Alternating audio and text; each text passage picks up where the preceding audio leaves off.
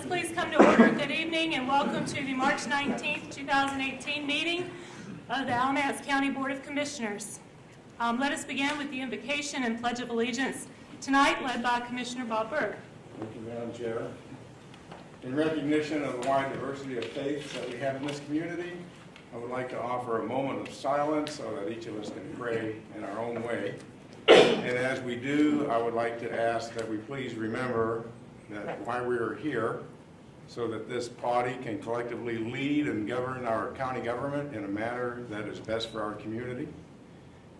Please remember the victims and survivors of human trafficking, domestic violence, and sexual assault in our community, and those that are suffering from other forms of oppression, enslavement, abuse, crime, homelessness, and social injustices, and those that are suffering from mental and physical illnesses, substance use disorders, and the challenges of aging. And let's please remember our county staff who carry out the important and diverse work of county government every day, often in the face of many challenges. And tonight especially, let's remember the 22,000 plus children and thousands more adults in our community who are dependent on our system of public education for the best chance to have prosperous and successful lives and to avoid many of the pitfalls that I just mentioned. So with that, let's have a moment of silence.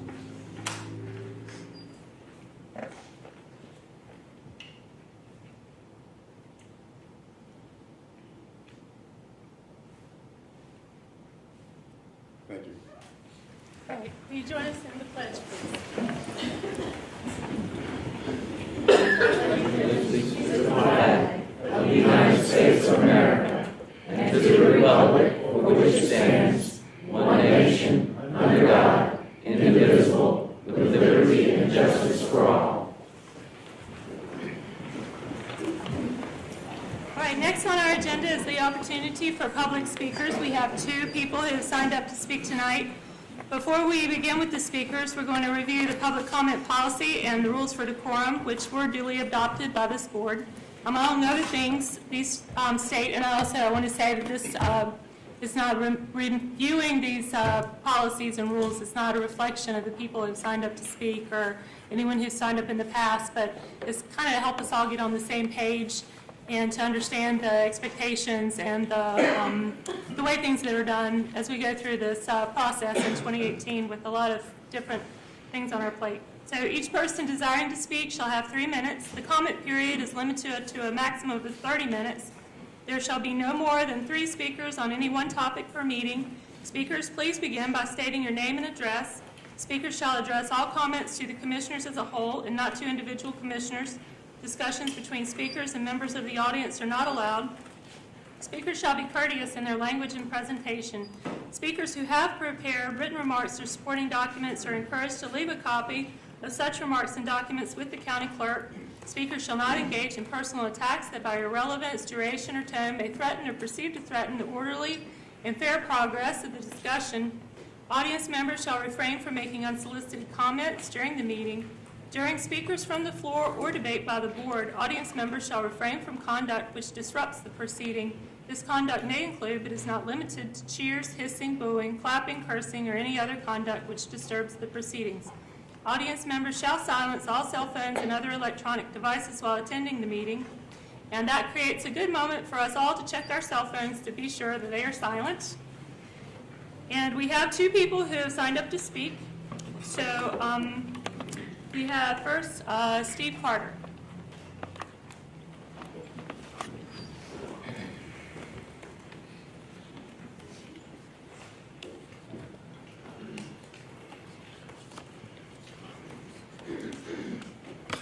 Good evening. My name is Steve Carter. I live at 3312 Doral Court in Burlington. And as some of you may already know, I'm a candidate for county commission. I'm here tonight just to state some of what I think is kind of obvious. One of the biggest concerns, I think, in Alamance County is what's going to be the impact of a new bond issue, potentially $189 million of 2 bonds on the taxpayers. And I hope we've taken the time to consider that and address it. And I've heard some good suggestions about using sales tax revenue as opposed to property tax revenue to try and repay those bonds. The other, I think, is a bigger concern, though, is the somewhat contentious relationship between the county commission and the school board. And I don't know where to place the blame for that. I see a lot of issues on both sides, and I think that's one of the things that we need to work toward going forward, is bringing that relationship so that they work together for the benefit of the citizens of Alamance County. And I hope that's one of the things that'll come out of this discussion.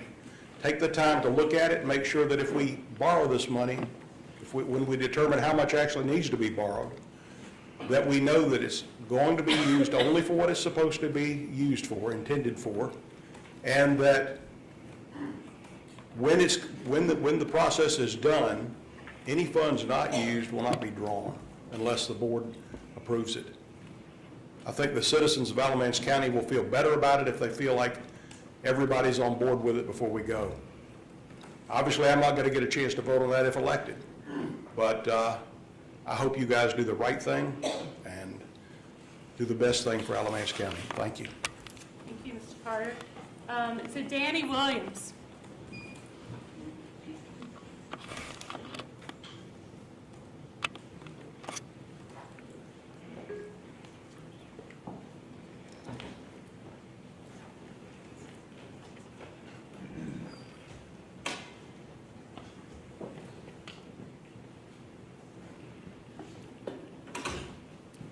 I'm Danny Williams.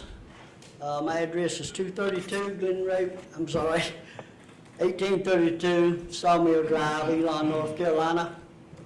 I'm here to talk about school safety. I went to school this past week, and my granddaughter for her book fair, and I went up to the door, and a lady coming out let me in. I couldn't believe that. I think, I think we pay our people that's above the schools a good salary, from what I'm seeing. And another thing, I've talked to about kids going to school that forget their lunch money, have to eat a peanut butter sandwich. I don't think that's right. Children do that. I know it's parents' responsibility to make sure that they have what they need when they go to school. But I feel that that's going a little too far, not feeding a child. There's no telling how many that doesn't get anything after they get home for that night. That still happens, I'm sure. But that's what I've got to say. I just hope that our county will look closer to our school safety, because one child is too many to be hurt in any way. So that's what I'm here to say, and I hope y'all take it at heart. Thank you. Thank you very much, Mr. Williams. Do we have any commissioner responses? If not, then if everyone has had an opportunity to review the agenda for tonight, may I have a motion for approval of the agenda? Second. I have a motion and a second. All in favor? Aye. Anyone opposed? And if everyone has had an opportunity to review the consent agenda, may I have a motion for approval of the consent agenda? So moved. Second. Thank you. We have a motion and a second. All in favor, say aye. Anyone opposed? Excellent. So on to presentations, other business. First, on our other business, we have a resolution honoring the Reverend William Billy F. Graham, Jr. And I will read the resolution. Whereas William Billy F. Graham, Jr. was born November 7th, 1918 in Charlotte, North Carolina, and raised on the family farm. Whereas in 1939, Reverend Graham was ordained as a minister by Peniel Baptist Church in Florida. Whereas Reverend Graham studied at Florida Bible Institute and graduated from Wheaton College in Wheaton, Illinois in 1943. Whereas in 1950, Reverend Graham founded the Billy Graham Evangelistic Association, which is based in Charlotte, North Carolina. Whereas during his long life, Reverend Graham preached to nearly 215 million individuals in more than 185 countries and territories on 6 continents, and in doing so, shared the gospel with more people face to face than anyone else in history. Whereas, Reverend Graham provided spiritual counsel for every United States president since President Harry Truman. Whereas Reverend Graham traveled to combat zones in South Korea and Vietnam and there ministered to members of the armed forces. Whereas Reverend Graham was outspoken against the communist Soviet Union, declaring that communism has decided against God, against Christ, against the Bible, and against all religion. Whereas Reverend Graham fought for racial integration, invited Dr. Martin Luther King Jr. to preach with him in New York City in 1957, and posted bail for Dr. Martin Luther King Jr. when Dr. King was arrested for protesting segregation. Whereas following the terrorist attacks on September 11, 2001, Reverend Graham provided words of hope and comfort to the people of the United States at the Washington National Cathedral. Now, therefore, be it resolved that the Commissioners of Alamance County extend their sympathies to the family of William Billy F. Graham, Jr., and through this resolution, honor the life and ministry of Reverend Graham and recognize the contributions of Reverend Graham to the state of North Carolina, the United States of America, and the millions of individuals worldwide. So, do we have any discussion on the resolution? If not, would anyone like to make I'll make a motion. I'll second that. Okay, we have a motion and a second to adopt the resolution. All in favor, say aye. Aye. Anyone opposed? Thank you very much. All right. Next on our agenda is the ACC Bond Project presentation by Dr. Algie Gatewood, President of Alamance Community College. Thank you, Madam Chair. Thank you very much. Members of the commission, thank you as well. I appreciate the opportunity, and this is Cindy Colley, the Chief Financial Officer at my college, at our college, and she's going to work the clicker for me.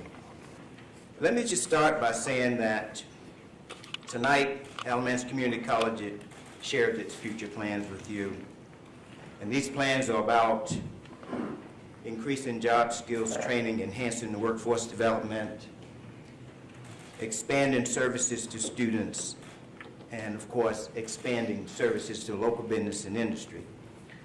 And if I talk too long, Madam Chair, just raise your hand. And I won't ask you to put it down. I know better than that, but raise your hand and then I'll try to bring closure to this because I get very passionate about what we have here. There are a number of people who are with us from the college tonight. I'm not going to go through every name, but I do want to recognize the board chair, Chairman Bill Gomery, and of course you just met Cindy Colley. We have some other staff here too. I'm a teamwork kind of a guy, so the staff are here just in case you ask questions that I can't answer, and then we'll answer them for you.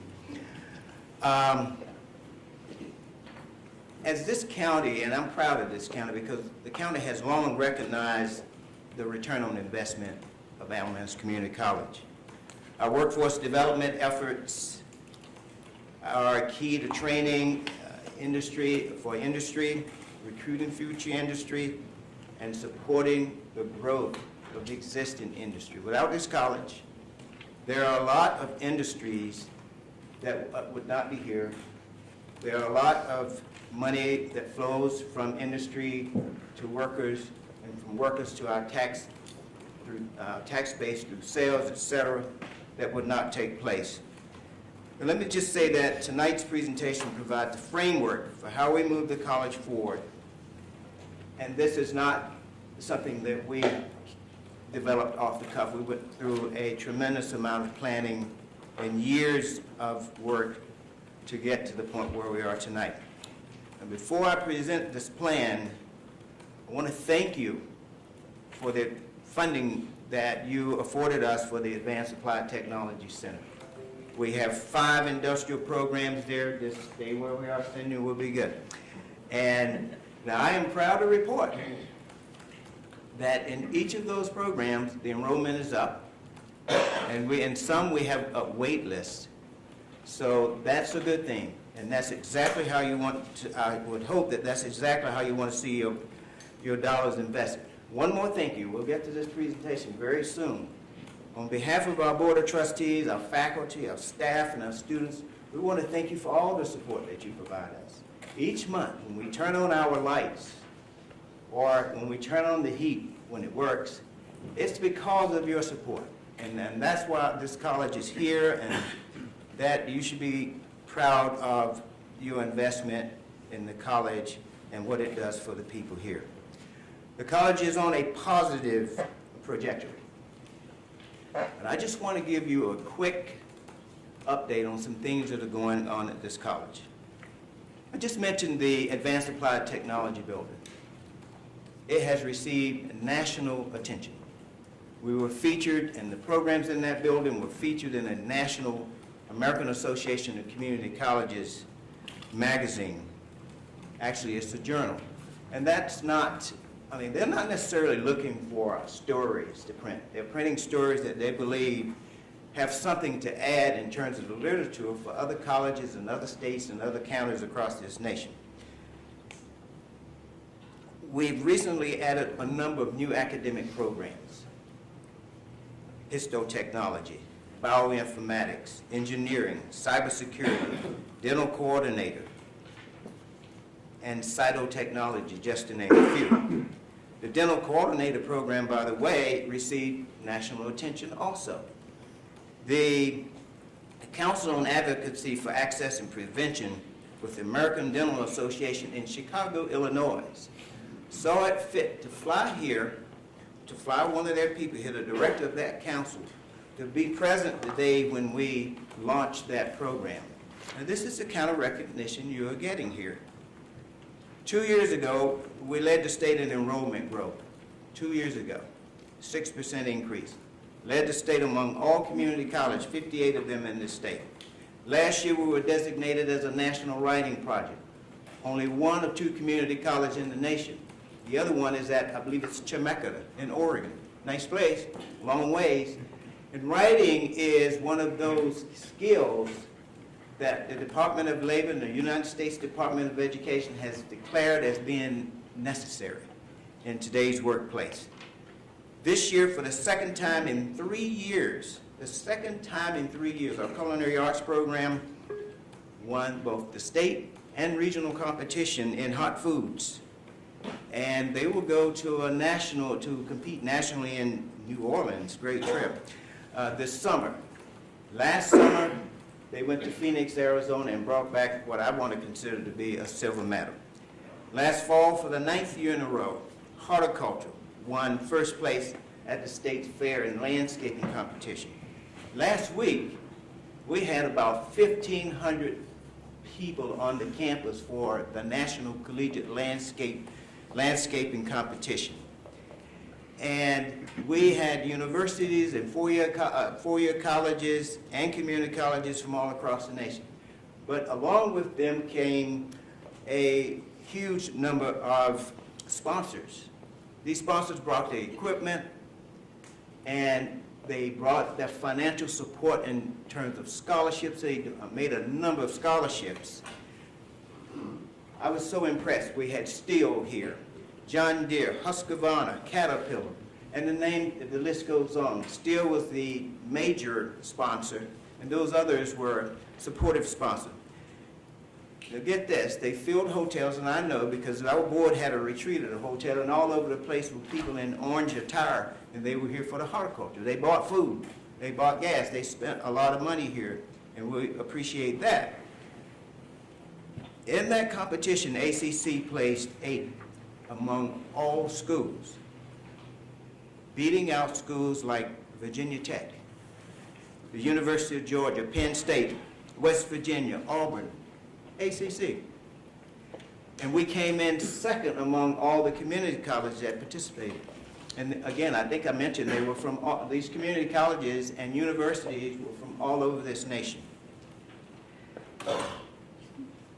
It didn't only give us a platform to feature horticulture, but it gave us a platform to show what we can do here in this county in terms of workforce development, in terms of giving some indication of the support that we have in this county for community college education. The college has an array of programs, and I won't go through the long list, but we're growing that list. We have a goal of 40 programs by 2020. We're well on our way. What is the bond measure about? Now we'll go to the screen. 39.6 million. That sounds like a lot of money. It is a lot of money. At some point in this presentation, I'll talk about the return on investment. And I think you'll see at that time that it makes sense. So what's in this request? We have a natural life science building, and I'll go through each of these individually in a moment. A new student learning center, public safety training center. We need to modernize some old, out-of-date spaces, a new child care facility, satellite locations east and west in this county, and a multi-deck, I don't know how to say this in a really way that gets a lot of good attention, but it is a vehicle center. It's a place where people park their vehicles so they can get to class and get an education. Next slide, please. The Natural Life Science Biotechnology Center of Excellence, $9.1 million. Alamance County is strategically located between the Triad and the Triangle, and this area is one of the fastest growing bioscience corridors on the East Coast. Burlington is North Carolina's and the nation's #1 small metropolitan statistical area, according to the Statistical Research for Testing and Medical Labs, the largest small area of research in the nation. The growth rate in bioscience jobs in Alamance County jumped from 1,982, let's just round that off to 2,000 jobs in 2009 to almost 4,000 jobs in 2014, 100% increase. The total economic impact of that industry alone in North Carolina was $73 billion, that's with a B, in 2014, and it's expected to be $100 billion by the year 2025. And this is the infrastructure that we will need to support and grow our curriculums in the area of natural science and biotechnology. Next slide. Student Services Learning and Development Center, $6.2 million. Here is the problem. The problem is that right now we have our Student Services, Student Support and Learning and Development Center activities in 3 different buildings. And it gets more complicated than that. It's nobody's fault. But if you're on the 2nd floor in one building, you're on the 1st floor in another building that connects to that. And I know from experience that one of the first places we lose students and lose the opportunity for them to make a living and to pay into our tax base is at the front door. We need to fix our front door because that is where we lose students. I have personally observed students and parents wanting to make a turnaround and exit the college because they can't find their way. Wayfinder science, sure, a great thing, just doesn't work that well. Moreover, the gold standard for student services is a one-stop center where you have all of those services available in one place. And that supports retention, it supports student success, it gives us the space that we need to have the kind of dialogue and testing and to promote students and to have industry dialogue so students can get good quality jobs. Next slide, please. Public Safety Training Center, $10.4 million. Law enforcement training, fire services, emergency medical services is projected for a 16% growth. Now, these are based on 2014 data. So my guess is today it's probably increased even more. According to research, our research, the trends in public safety will lead to increased training, not less. And this increased training will require a comprehensive training center such as what we want to build. The training center would, of course, provide spaces for each of those entities that I've mentioned, and they are large growth opportunities for the college, and we provide, I think, a great service. Problem is that we can't meet the demand. Now, I talk to Sheriff Johnson quite frequently, and he has made it very clear to me that we have to send our own officers and people who work in these various services out of town and often long distances in order to get the training. So what happens when we do that? They take their wallets with them, they spend money wherever they go, they buy hotel rooms, they buy gas in some other county, and we're not getting the benefit. So if we have a training center here, not only do we get the benefit, we will draw people from other places.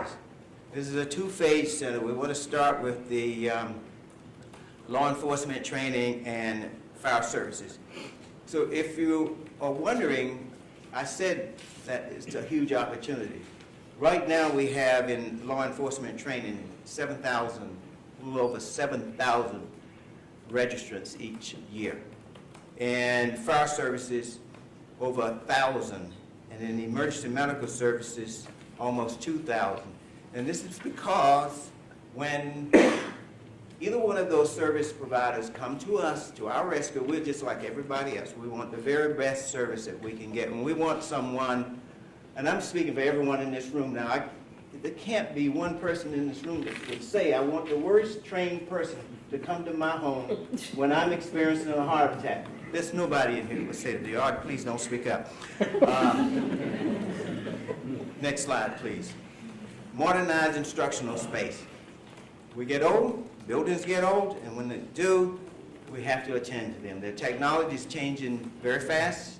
We have to keep up with the technological changes, and we want to make sure that as we enhance buildings, that will help us to have preventive maintenance and less deferred maintenance. So that's just something we have to do. It's not very exciting, but the spaces that we need to upgrade do house programs that are very healthy in terms of their enrollment. I'll just mention a few: criminal justice, dental assisting, office administration, and associate arts and science university transfer. Next slide, please. Alamance Community College has the highest rated child care center that you can have anywhere, and that's a 5-star child care center. That child care center is 40 years old, and we've not made any major improvements in that facility for 40 years. The space not only serves as child care for students, children, faculty and staff, children, and children in this community, some of which receive help from social services to pay the freight or the cost of the child care. But it also serves as a laboratory for our early childhood education program. And we want to make certain that we provide excellent quality services to our students who are trained in that laboratory, but we also want the children to have a space that is conducive to their presence and to their learning, because we all know that early learning is probably some of the most important learning, and then we build upon that. Next slide, please. Satellite developments east and west. And this is all based on data. East Satellite, we plan to have professional business service types occupations such as accounting, business management, human resources management. As I said, it was based on data that's consistent with Piedmont Triad labor market projections. These kinds of programs that we plan to offer in the east side are projected to grow in terms of jobs by 4,593 over a 10-year period. Just really perfectly timed with this plan we have to expand and enhance the college. West Satellite site, healthcare programs. The healthcare job demand in the triangle eclipses all other job demands. There's no other area that has as much demand and growth opportunity as there is in healthcare. Now, I suspect there are a number of reasons for that. One is the numbers, aging. Another reason is access to healthcare. Another reason is people are becoming more intelligent about the healthcare. They're understanding it better. So those, and in terms of healthcare, 13,040 new jobs expected between now and 2026. Actually, that's between 2016 and 2026. Now, I am on a Piedmont Regional board that looks at growth, job losses, opportunities in this county, educational needs, and we're getting the same data. We're getting the exact same results. Next slide.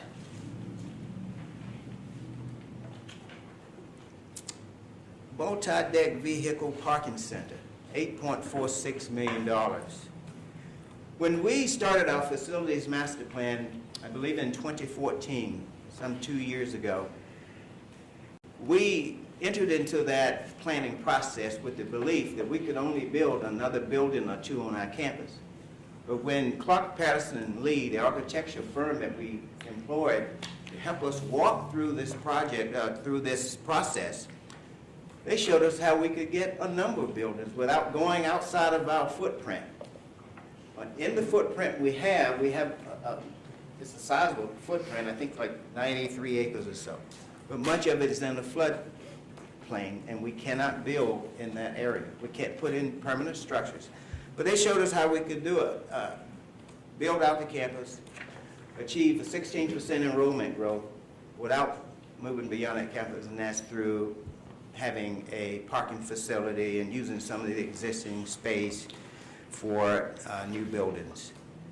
Next slide. So I've heard talk in the community about our enrollment being down. I want to be very clear about this. This is an enrollment trend line, the red dotted line, and the red solid line on top is the FTE. FTE and enrollment can be discerned two different ways. FTE is equivalent to how many students it takes to make a full-time student. And of course, head count is each individual student. But this shows FTE. The blue line that you see below, I bet you can guess what that is. That is the unemployment rate. And so there is a direct correlation between unemployment and community college enrollment. You will see this big, let me call it a hump, that started about 2007 and really began to correct in 2012 and finally bottom out in about 2014. That's what our enrollment did. But the red arrow shows a projection up. Now, if you look back to before the economy collapsed, you will see that the enrollment for, I think you go back to all the way back, well, that's another phenomenon there, but go back where you were, Cindy, to the right here. And now if you look at where our enrollment is today, with that 6% enrollment bump that we got a couple of years ago, you can see that we're actually growing. And we're on the mark to make the 16% growth. In fact, the people in my college says that we'll outdo 16%. Now, we've done a lot of checking in terms of these numbers, and I've talked to a lot of people in addition to the research that we've done and that has been made available to us. Mike Walden, I consider him to be the leading economist in this state. And I talked to Mike, and Mike says to me, we didn't talk about enrollment growth, but we talked about job growth, and job growth in this area, and regional workforce development, and how we need to focus on regional workforce and not be so, I guess, myopic in a way to where we can't see very far in one way or the other. So that is what the enrollment trend looks like. Again, I think it will continue to grow, and the data supports that. Next slide. How did we come up with this? I've already said that we used the resources of Clark Patterson and Lee. We also invested in an economic modeling analysis that was done by EMSI. EMSI is one of the leading economic modeling specialists in the nation when it comes to community colleges and universities. They did economic modeling specialist work for the University of North Carolina system. for various universities, for colleges, and for community colleges. So their data tends to be incredibly on the mark. So according to their data, there will be a tremendous demand for employment growth here. And it mentions several areas that we need to be prepared to provide training to people who live here in order for them to have good paying jobs. And here we go. One is healthcare. Another is business, computer, and mathematics, engineering, and 16% protective services. There are many, many others. They were doing, I mean, their data is so prolific, I can't even articulate all of it, but I do know that it supports the facilities master plan. We also did utilize data from the state, and it's called space utilization analysis, and we were compared to 5 peer institutions in the state, and Alamance Community College came out on the bottom, which is really the top, because we had the very best uses of our space. We know how to kind of make things work, but that's probably not the best strategy in the long term. We also use the 10-year facilities master plan, and the inordinate amount of time of our board, of our faculty staff. We had focus groups. We had people from the community. In fact, Commissioner Byrd even participated in one of those focus groups. And we include, these are our main sources of data. We include all this together along with other information that we were able to digest to discern this facilities master plan. Next slide, please. What do? I don't think I really have to tell you this. You know the answers to this question. We provide workforce development training. We provide opportunities for people to have a better chance in life. We're all about economic development. We are the economic development hub of this community. We're about preparing people and young people and other people for the 21st century employment demands. Speaking of 21st century, according to the research, Jamestown University report from 2012, Department of Labor, Department of Community Colleges, 67% of workers will need an education beyond high school. Interestingly, and I'm not advocating that one stop at any level, but interestingly, for the most part, less than a 4-year college degree. And these are good paying jobs, they're STEM oriented, STEM related, and that is why we're here today. I'm going to go to the next slide. Return on investment. And this is something that I really like about what we do. EMSI, when they did all of their analysis, they did what the return on investment was, or is, for the entire university system, what it is for the community college system. Then they drilled in a little deeper for some institutions such as Alamance Community College. Return on investment. For every dollar invested, your return is $4.40. If I was getting that kind of return, I can't promise you that I'd be here tonight making this presentation. $200 million economic impact in this county in a given year. And $200 million is the equivalent of almost 5,000 jobs, 4,865 jobs. A lot of jobs. Mr. Sutton, imagine Alamance County short of 4,865 jobs. It would be not a good place to live. And here are things that's difficult to measure, but the literature says it's true, and I truly believe it. You'll spend fewer dollars in social services because people will be able to care for themselves. It lowers the cost of law enforcement, and really it does that because people who have good paying jobs are not breaking into our homes while we're at work. They don't have to. Increase in our tax base. I don't think there's anyone in here that would object to that. An increase in the overall quality of life. I could go on and compare different areas wherein education has been handled properly. and people have planned for the future. Let me just share one where a city didn't make that transition. It's the city of Detroit, Michigan. Detroit was into the automobile industry in a big way, and that industry went away, but Detroit apparently failed to see the opportunity for new and expanding industries. We don't want to be in that position. So now you know where Detroit is now.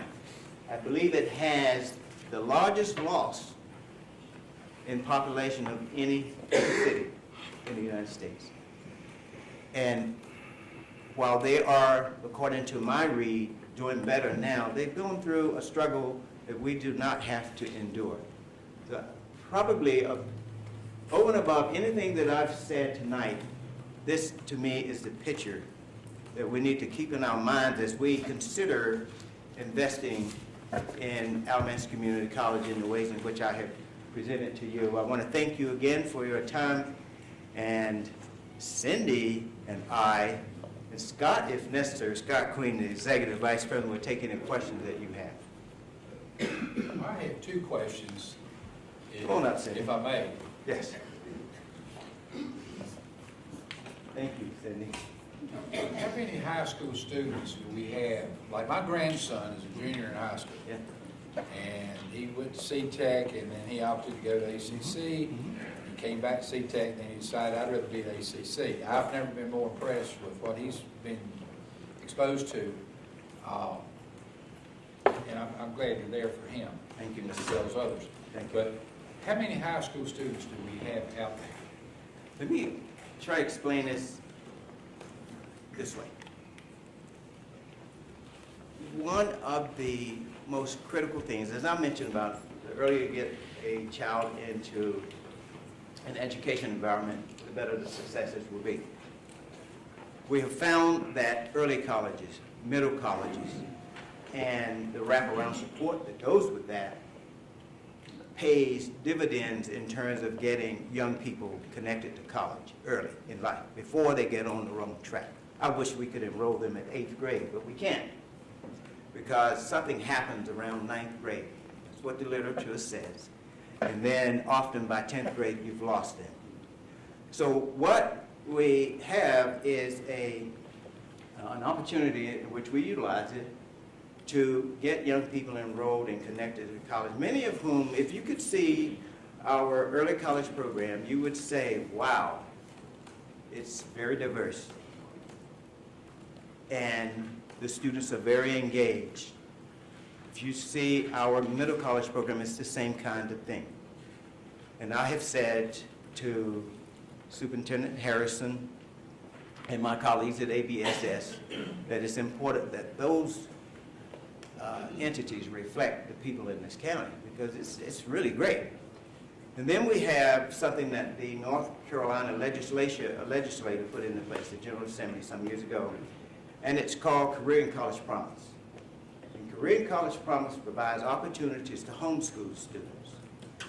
It provides opportunities to charter school students, to private school students, those who can do the work to come to our college and take a college course, sitting in the same classroom with adults, so we don't have much of a behavior problem, and to get education. Now, specific answer to your question is, we've grown that. And we've grown it strategically, and we have grown it purposefully. We have around 800 plus students who benefit in some way. They're not all full-time. Some of them are dropping in and dropping out. Early college and middle college students are there pretty much full-time. Notwithstanding, middle college students really begin to engage with us around the 11th grade. Early college students start in the 9th grade, but they're taking high school work. They're getting acclimated to college. It's a maze, Mr. Sutton, a big maze when it comes to just acclimating to college life. Positive thing, very positive. Universities tell us, and the data supports this, that those students who go through early college and middle college do better in college than native students. Let me give you an example of one student, because I can be here all night. You've got my passion going here. So we had a young student, you may have read about this in the newspaper recently, within the last couple of weeks. young African-American male who has taken classes at our college. He's completing his associate degree, if I mistake not, and he has been accepted to MIT. MIT gets more than 90,000 applications each year. They filled 1,600 or so. This young brother has come through Alamance Community College. And these are the kind of stories that I could tell all night if time permitted, but I know there's somebody coming next that don't want me to use all of the time. So that's the answer to that question, sir. Well, his whole life has changed since he's been there. It's incredible. My second question is, if you go back to, we don't necessarily need to go to the slide, but the $10 million plus for the safety Yes, training center, yes. how was that figure arrived at? Because I know that when we first started looking at that,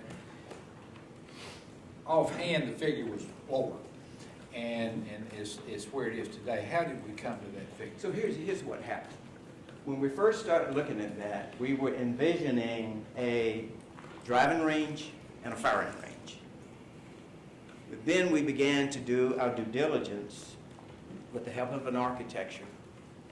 And we have to do this. We have to do our due diligence, or we're not doing what we should be doing for the people of this county. And we learned that the gold standard for this is to have emergency medical services, fire protection, and law enforcement training, just like the student services in a center. And this way that they can learn how to work together and be more effective when we have crisis-type situations. And it reduces the cost. The original cost was low, and that's why we only had 2 things in it, and we hadn't really fleshed that out to a point where we could deliver to you a public safety training center that you deserve. So that is the main reason. Cindy, would you like to add to this? Because Well, now the project includes not only police, it's a fire training tower, also classroom space, indoor firing range, and also the driving truck. So those are the big ticket items that were not original. If you had to compare that footprint there versus the one at Jamestown over at Sedgefield, Guilford Tech, how would you compare the two? Just curious, because I've been to that one and know it well, and I'm just curious. well, neither of us are academic specialists, so we're not equipped to compare it. But I will say that if we build out this center according to this plan that we have now, of course, once we get in the funding approved, we would be much more specific about the parts of this training center. And at that point, yes, we would be at the center in Guilford County. We will be at the center in Asheville, Buncombe Tech.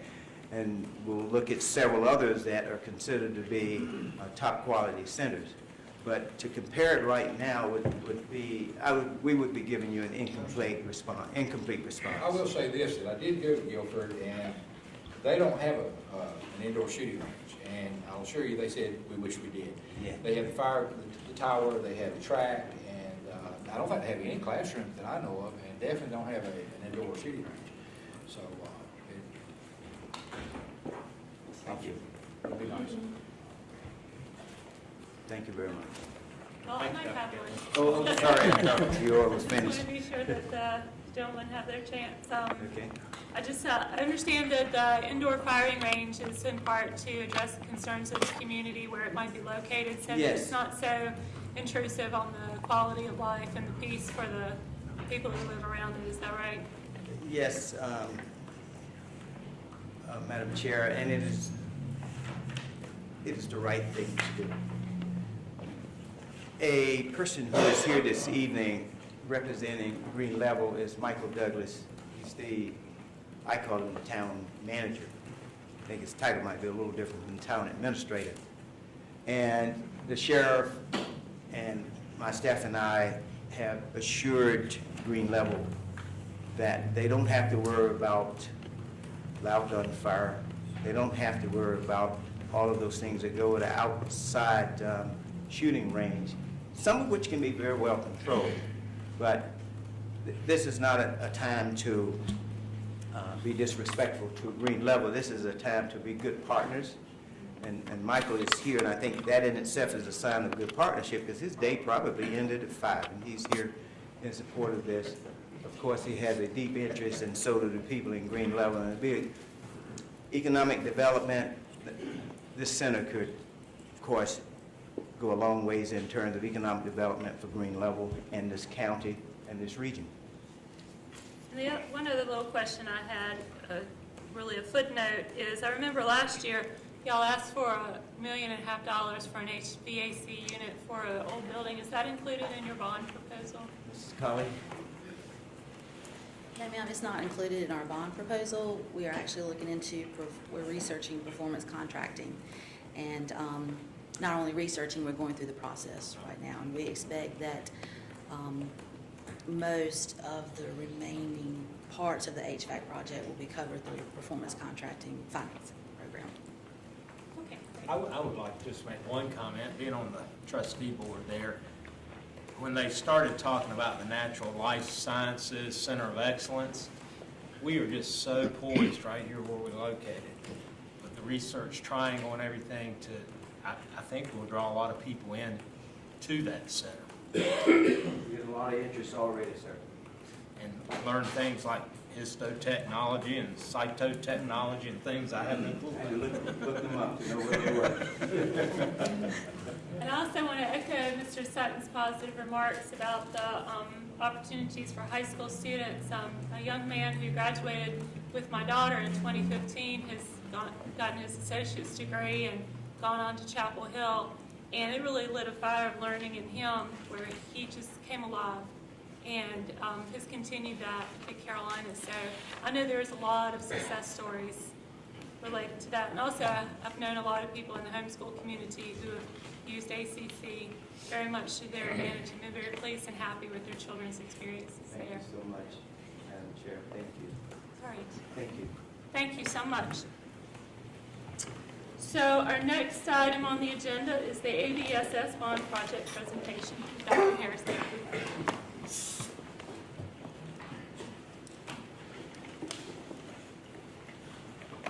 Madam Chair, thank you for the opportunity.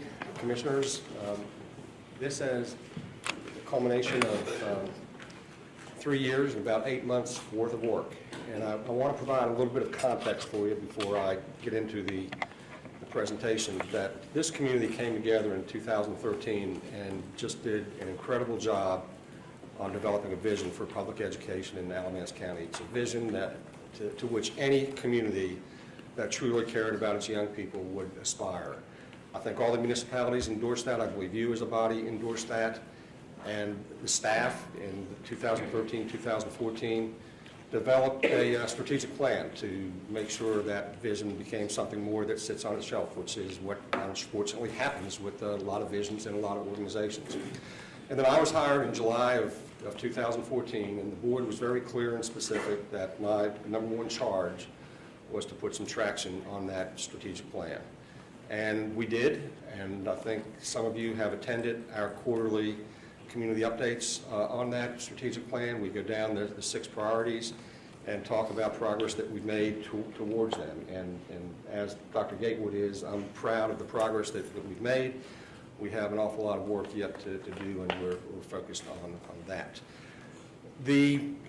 One of the strategic priorities we have has to do with a facilities plan. And our high schools date back to the early 60s. Cummings is a brand shiny new high school built in 1972. I happened to be at 2 of our schools about 2 or 3 weeks ago. Alexander Wilson, and on the sign out front, says 1927. I was at E.M. Holt that evening, and I think 1923. I may have those backwards. We've done a little bit of some additions to those, but we've not made a significant increase in public schools in an awful long time. We put together a facilities task force back in the fall of 2014. had 2 commissioners, I believe it was Vice Chair at the time, Boswell, and I can't remember who the other, and Commissioner Engel. We had 3 staff members from the county, and we had 2 citizens at large appointed by this body. We had 2 board members, we had 3 of our staff, and we had 2 citizens that we appointed at large as well. And one of the first things we did was had members of that task force spend a half a day in 2 or 3 schools, and we gave everyone a checklist. And so we had multiple sets of eyes on all of our facilities. And we came back and compiled that information and determined what our priorities would be. Since then, we've built our capital request around that plan. Probably the most visible thing we've done is started a painting cycle, which is observable. And another thing that task force determined was that we were not going to be able to address our high school capacity with any type of redistricting. And so we set about to go through a student assignment plan, build a new high school somewhere between Southern and Eastern, which are our 2 most crowded schools. And in the meantime, and I think about the exciting programs at ACC and a couple things that commissioners have said about truly capturing the hearts and the interest of young people, that we decided that we could repurpose Graham and Cummings and provide programs that would truly recapture the interest and the imagination of our young people. So Graham will become a career and college academy. We've already begun the work on that. We have a STEM lab that's second to none in the nation, I would say. We had $1.5 million investment by the Golden Leaf Foundation. This community came together and raised $500,000 matching. And some of you have been to that facility. I hope you'll get by that. We will open that to students from other schools. We have a few students from other schools in the STEM program this year, but that came about kind of late. We have a fire academy that we're excited about. We're in year 2 of the fire academy. We have students from other schools coming to that as well. We're going to begin an EMT academy this fall, that we're excited about that. And Dr. Gatewood mentioned the early college. I think we have space at ACC for about 60 students per class. And this is beginning year 3 of that. It's year 3. And year 1, we have to go out and track students down, but in subsequent years, we've had over 200 applicants for 60 slots. So we've begun a pre-collegiate academy at Graham High School that we have 1 cohort group of students that are going through an early college type of program on the Graham campus, and in 11th and 12th grade, they will go to the community college and take their college coursework with the students who are in the early college.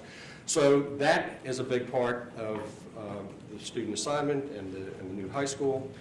And we're excited about Cummings becoming an international school of the arts, and that's going to be grades 6 through 8. We had a committee early on where we were doing the feasibility visit. The School of the Arts in Durham, they did this with the former Durham High School about 10 or 12 years ago, maybe even a little bit longer. They have 1,600 students in that school with a waiting list of over 1,000. Don't think we'll have that type of interest, but we think we will have interest. We did surveys. We brought down K-12 insights from DC to do a survey to make sure that this isn't something that we were just going to give a try, but that there is genuine interest, and the survey responses showed that there was greater interest than we had hoped for. Then the international part is we are looking at a second international baccalaureate program there, and we also have 6 language immersion programs in our elementary schools, 1 in each attendance zone. And when those students go to their middle school, they have grades K through 6, they have their regular instruction delivered to them in Spanish. When they go to the middle school, there are not enough students that they can spend the entire day having instruction in Spanish. So the program is not as robust as it is in the elementary school. We think that we can give students an opportunity, parents an opportunity to send their students to the program at Cummings if they so desire. So I think that meets a real need as well. Had a meeting with then Manager Honeycutt and then Chair Engel and then Vice Chair Boswell. Ms. Thompson was our chair at the time, and Mr. Van Pelt was our vice chair at the time. And we talked about what we were doing and the fact that we would need a bond and what would it take. And we talked about certainly the new high school. My guess was new high school would run somewhere from $50 to $70 million. We talked about having to do something at each of those remaining schools because we've really not done anything to them other than a couple wings here and there. My guess was that would be about $10 million each. We said we would have to do something to increase the capacity at South Mebane Elementary School. If you recall, early on in the conversation about this bond, we talked about closing Pleasant Grove. Well, that area began growing more rapidly, continued to grow more rapidly. We actually picked up students at Pleasant Grove this year. So I thought it'd be $2 to $3 million to renovate Pleasant Grove. Excuse me, I've jumped to add capacity and renovate South Mebane. If we're leaving Pleasant Grove open, which was built in the early 1950s, we'd have to do some major work there, and I guessed somewhere around $3 to $4 million on that. And we kind of tallied those, and we had a conversation about what did we think would be a figure that we could land on and have a shot at making it happen. And that's where we landed on the $150 million. And we've been working to get to that $150 million spot. So we had a series of public forums, at least 7. We had a lot of parents come out and address the board. The board hung with it, made some minor adjustments, and in February of last year, we approved that plan. We also, in February of last year, decided to accelerate some of that student assignment plan and impact the students whose student assignment would not be dependent upon the bond passing. And that was, we moved a small number of students from Southern Middle and High to Turrentine and Williams, and a number of students from Western to Turrentine and Williams. Considerable angst while we were talking about that last year, but it's gone very well. So for us to realize the second piece of this vision, and again, I'm sure I've told you this before, but the $150 million is for brick and mortar, and it's for renovations. It's for catch-up. I presented this to one community group and said, this is, a lot of this is deferred maintenance. And yes, a lot of this is deferred maintenance. The economy did what the economy did back in 2008, 2009. Some things were put to the side.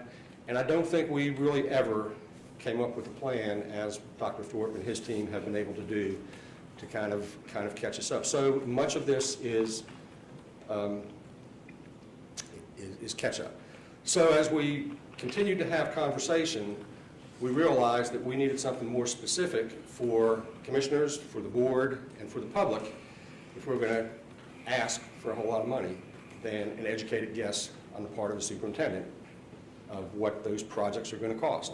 So we brought in Mosley Architect, which is one of the largest school architects in the state. I think they do a lot of work in Virginia and South Carolina as well as North Carolina, but have built probably as many schools and renovated as many schools as any other firm. We asked them to look at our schools, and they spent a significant amount of time in all of our schools. We had multiple architects. And we also spent 2 days with them with, I think, 4 or 5 architects, some of our staff, to kind of do a concept design, or design concept, if you will, of what the new high school would have and what the features would be. They were scheduled to do that presentation with the Board of Education in October. They came back to us, and they had option 1, 2, and 3 for each of the sites. And if we took option 3, which was the Cadillac, that probably would have been about $220 million. We kind of mixed and matched options 1, 2, and 3 to best meet what we considered were our most pressing needs, and we could only get that down to about $170 million. We asked them to take it back and get it down to the $150 million point, and they did that for us. So it's about bricks and mortar, building the school, fixing the schools, but it's also about demonstrating our investment in education. See, Mac Williams is sitting behind me, and Mac has come and spoken to our Teacher Leadership Academy a number of times about economic development. I truly believe public education is economic development. People go where there are good public schools. But one of the things that Mac said to those teachers was that one of the things that prospects who are looking at Alamance County to move their enterprise, they always ask, how does your community do with United Way, and when was the last bond passed? And Mac said the first time he was asked that question, he asked, what's that have to do with anything? And he said that, I need to know whether or not you're willing to make an investment in your own community. If you won't invest in your community, why should I come in from out of state or out of country and invest in community? So I think this shows some of those businesses and industries that we want to recruit, that we invest in our community, invest in our future. And you hear me say during the regular budget season every year that we need to invest in our kids. And we think that our strategic plan, our vision, is one that can be realized. And so we'll get right to the presentation. So the new high school, and I feel like we sent this to you a while back, so you've had it, and I'm not going to spend a whole lot of time. I'll stop and respond to questions anywhere that you might have. But this was kind of the process that we went through for 2 days, and there's different colored pieces of paper that we were working with, were classrooms, were office space, were gyms, were auditoriums, were cafeterias, and we wanted to look at where did we want those different components of our building to be. And we had a couple of themes. They look a little bit differently, but a couple of themes that we wanted a clear separation between the auditorium, the gymnasium, the cafeteria, and the academic core. We reached pretty much agreement that we wanted 2 stories to minimize the amount of property that we needed. And so those were the 4 options, and I can't remember which team I was on, but the team I was on came up with the best option, whichever one that was. So what they did was they took that back and came up with this concept for us. And where's mine? And what we have in the back here, we have the 2 classroom areas that are 2 levels, and we have this kind of 2-story main hallway that serves as a corridor and separates the academic core from the other parts of the building. We have administration, we have the auditorium, auditorium support. In the back, we have the main gym and a support gym. And that's about 220,000 square feet with a capacity of 1,250 students. The core capacity is 1,500. That means the hallways could accommodate 1,500 students. It's a design that would be easy to build on. But one of the things, even where we've added classroom space to our other facilities, the main hallways are too narrow. Our cafeterias are too small. Our auditoriums are too small. Our media centers are too small. And what this would do for us is enable us to grow to 1,500 and still be comfortable. The construction of the building plus the site will be $51.5 million. Project costs and fees would be another 15, and total cost would be $67 million. And it's interesting, they've come up with these precise figures, and I think there's been some questions about that. Is they have a formula that they use that they plug into. They've included 5 to 8% inflation, and we simply, when they sent it to us, they just took it down to the dollar. And I kind of said to a couple of groups, I've added 33 cents on some of these.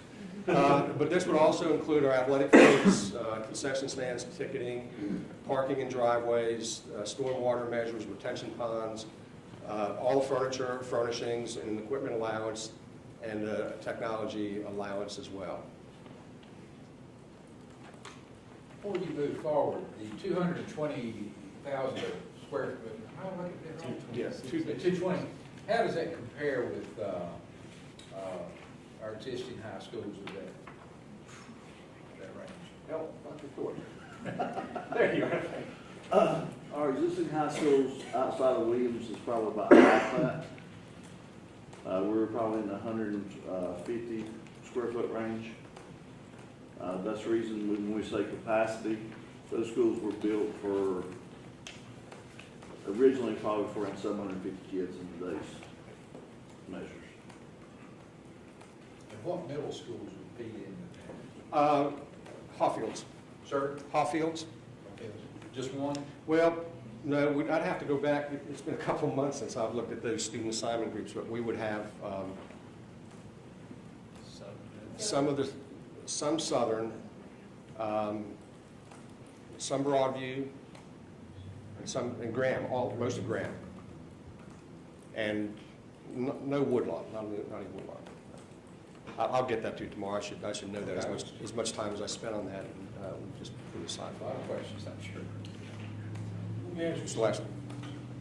Is it possible at that school, I'm concerned about safety. Yep. If something happens, can that school be locked down? Absolutely. With one location? Absolutely. Okay, Yeah, what good, you'll, good. how do I go back? Yeah, that's, we have one main entrance, minimal numbers of exterior doors.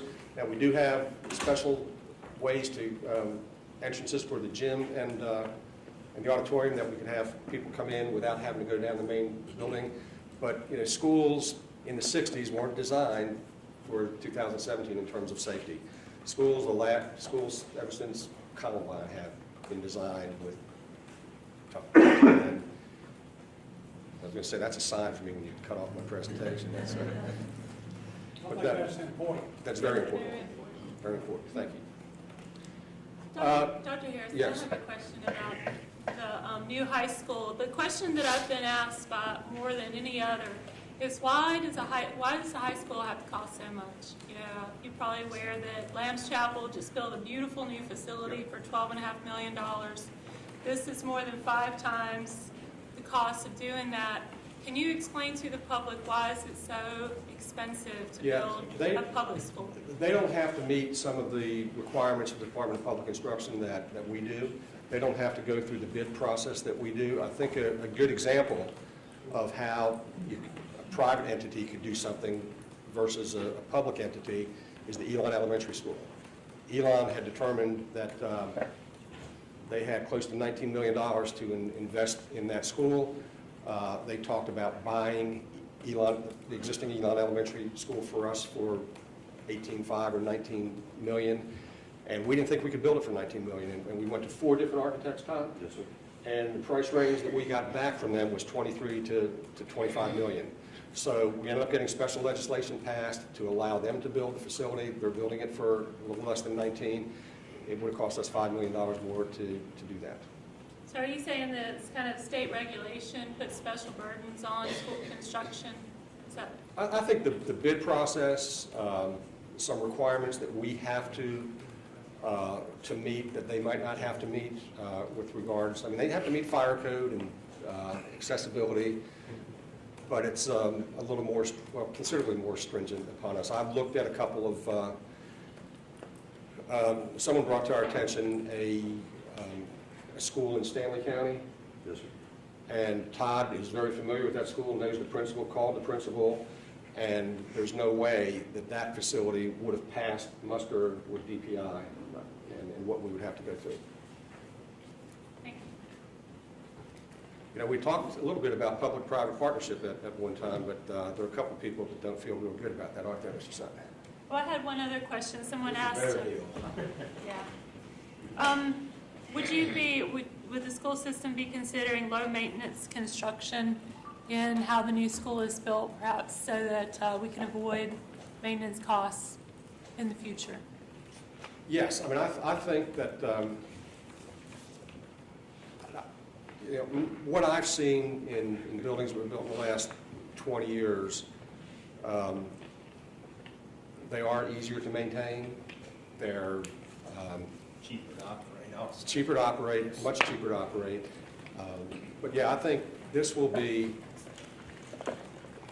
as energy efficient as one could possibly be. Thank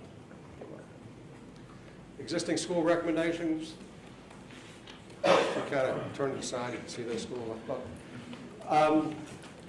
Eastern High, what we looked at, and we want to increase the capacity of all these to allow for some growth. And one of the things that the architects did was they had an engineer go and visit these sites to make sure that we could do this. Had an engineer make sure, Western in particular, where we have a septic system, that it could accommodate the addition. And we have an alternate for a new gym. That's in a different color because that's not part of this. They put that in there back for the $220 million process, but they've taken that out. So you can see a 2-story addition in the back and the cafeteria expansion off to the right. That's an additional 7,618 square feet, 4 classrooms, 1 resource room, 2 EC classrooms, enlarge dining, and renovate existing buildings. The estimated cost would be $11,657,249. Now, the other thing they did was they, as they visited all of our schools, they looked at what type of work would be required as far as renovating and getting the schools up to speed. And you're going to see basically the same list for all of our schools. Exterior window replacement, and one of the things that I sent to Manager Haygood today was something about doors, to lock down doors and things, and that would be a part of this as well. And so what we would do is they've come up with these cost estimates, and we would just take priorities on these until the money ran out, and what are the greatest needs. So exterior window replacement, canopy columns to prevent failure, we'll replace canopy system in its entirety, and you can see the post on the on one of the canopies. Replace cabinetry and provide ADA wheelchair accessible sinks, replace non-ADA hardware, removing lockers and possibly replacing those with benches, replace the auditorium seating, restrooms, including new plumbing, fixtures, tile, partitions, and paint.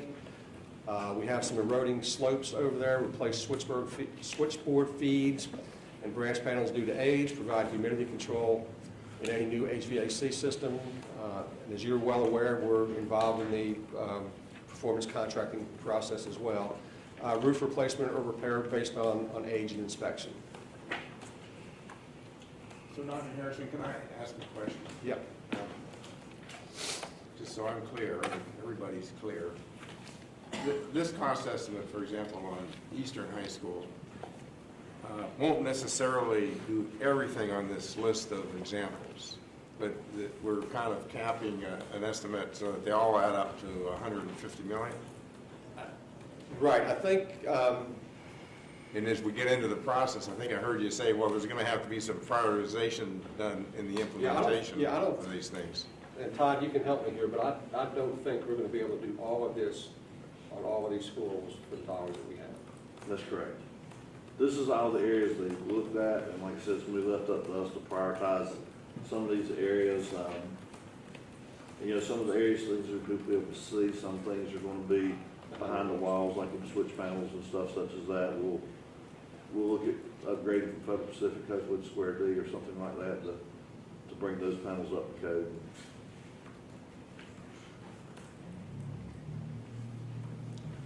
Western, again, cafeteria expansion, you'll see that at these three schools. And the additional classroom is a two-story sited where you see in the back. An additional 9,000 square feet at Western, 4 classrooms, 2 science labs, a CTE lab, 2 EC, 2 resource rooms, 2 EC classrooms. Renovate the buildings. Again, the cost here is just shy of $12.5 million. Let me ask you something. Yep. If you build it on the 3 high schools, why are we building a new high school? This is for growth in the western and eastern area. Eastern is continuing to grow. We definitely are. And we think that the student assignment plan that we have has assigned students without sending anyone to Graham or Cummings. So they'll be assigned to Graham and Cummings through a lottery based on interest. The survey showed us pretty balanced interest from all of our schools. I've been involved in choice programs in the past, and we typically see good representation from all of our schools in that. But even with the new high school, we're growing in the eastern area. We expect it to happen in the western area as well. And it's really, we've got 1,300 students at Western right now, and just shy, and 1,500 at Southern. But that's really for growth, and so we don't have to get in the situation that we've been in. Again, that list is pretty much the same as you saw for Eastern.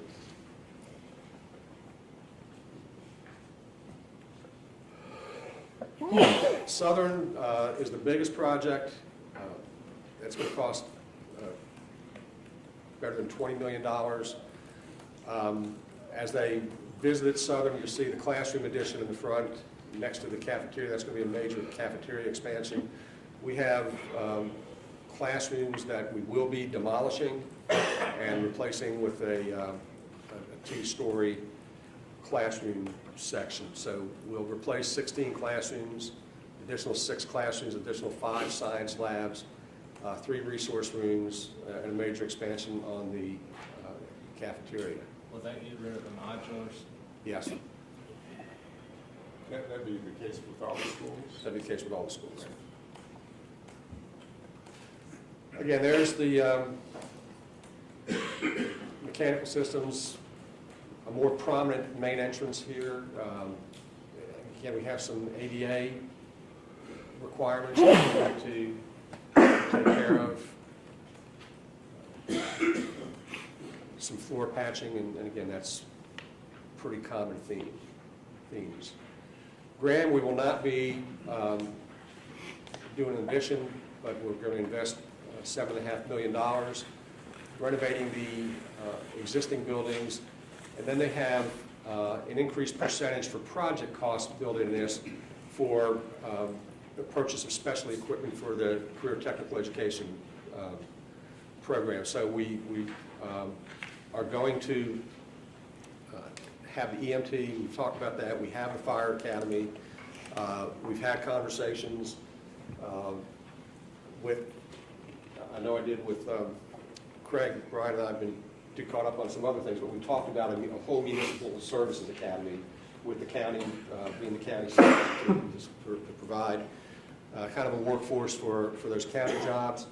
We're looking at what I refer to as the skilled trades programs with HVAC, some electrical work, what we hear from the home builders, Mr. Boswell.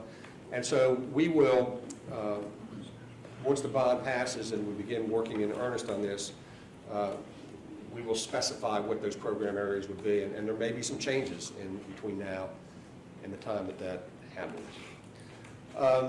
And again, Graham is the same layout as Eastern, Western, and Southern, so what you'll see are pretty much the same issues.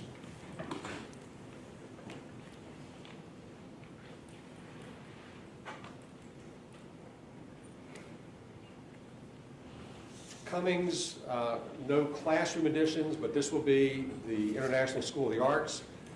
So there's going to be significant renovation to the auditorium space. We don't have a lobby in the auditorium at Cummings. I don't know, most of you have been in that, all of you have probably been in that auditorium. So that will be the only addition here. And again, the same thing as we did with Graham, we have an increased percentage for project costs for purchase of specialty equipment rehearsal rooms and exactly what are the arts programs going to look at.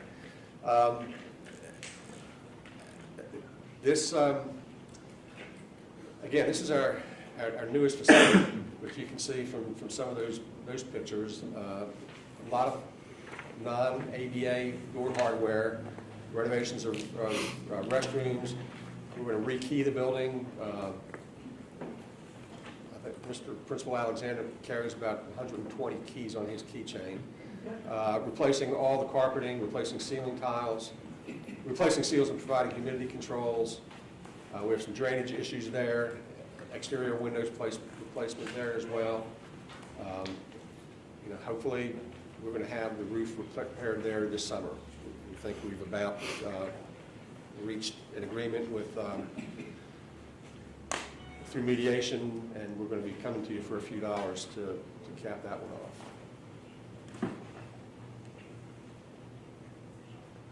off. Williams, again, Williams is about $4.7 million. Remove and replace the auditorium seating and renovating portions of existing building. That's an old structure, and so we're going to be rekeying all the doors there, exterior window replacement, replace media center carpet, fixing structural issues. There are some there. Renovate all the restrooms, including new plumbing fixtures, roof replacement where needed. Again, that's just it's a solid facility, but it's just our 2 elementary schools. This will take the capacity at South Mebane from 550 to about 700 to 800, just shy of 800, which is probably the max size that I would be comfortable with an elementary school. We will have a cafeteria expansion. That cafeteria is very small, new kitchen, renovate existing kitchen, and add an additional 16 classrooms. We now have a modular out back that has 4 classrooms in it, and it's located about where that addition is going to be. And again, just like it's an old facility. That was built in the 50s.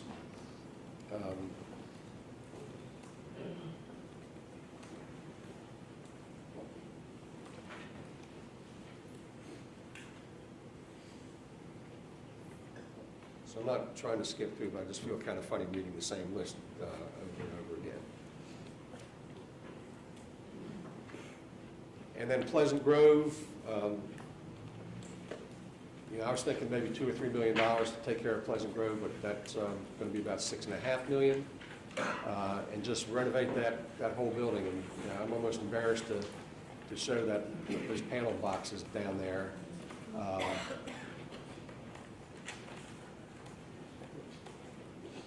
So again, mechanical equipment, we have cracked sidewalks, aging electrical panels, non-ADA hardware, entrance canopy, cabinetry, replace exterior windows, and provide humidity control in any new HVAC system. Isn't the septic system for that school right beside the school? Yes, sir, it's actually has 3 different spray fields, so yes, sir, it is. It passes inspection and does well every time, every year when we go through inspections. I'm sorry, I didn't get you. I'm sorry, it has 3 spray fields right beside the school. And basically, once it sprays on this area, the brown water, as they call it, will spray on a different area. No issues with it, no health concerns with it. Everything works well. It's actually one of our better working systems to be so old. I went to the first grade there. That's how old it is. I'm not commenting there, Mr. Robinson. And they're just adding up everything that I shared with you, and it comes out just shy of $150 million. We know how many students are in our system now. We do. Okay. Capacity, if all this goes through, will become what? How many seats are we adding at the high school, Tom? We're about 1,000 seats short in high school right now. Correct, I think we're adding 2,700 total. Is that right? The high school range, Yeah. So we should be about 1,400 students under capacity, which we need to be, particularly in the eastern area.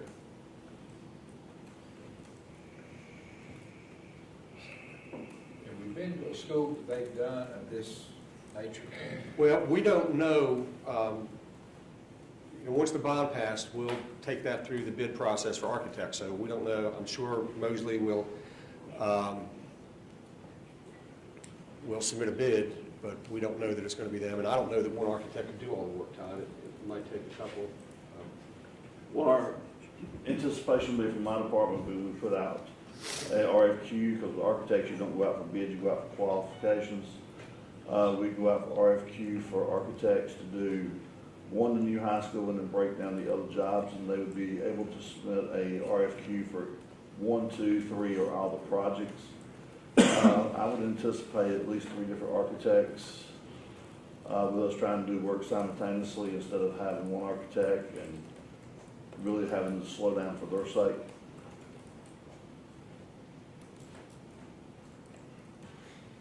Let me ask you a question. How many students do you have at the north, North Church Street? CTEC? CTEC?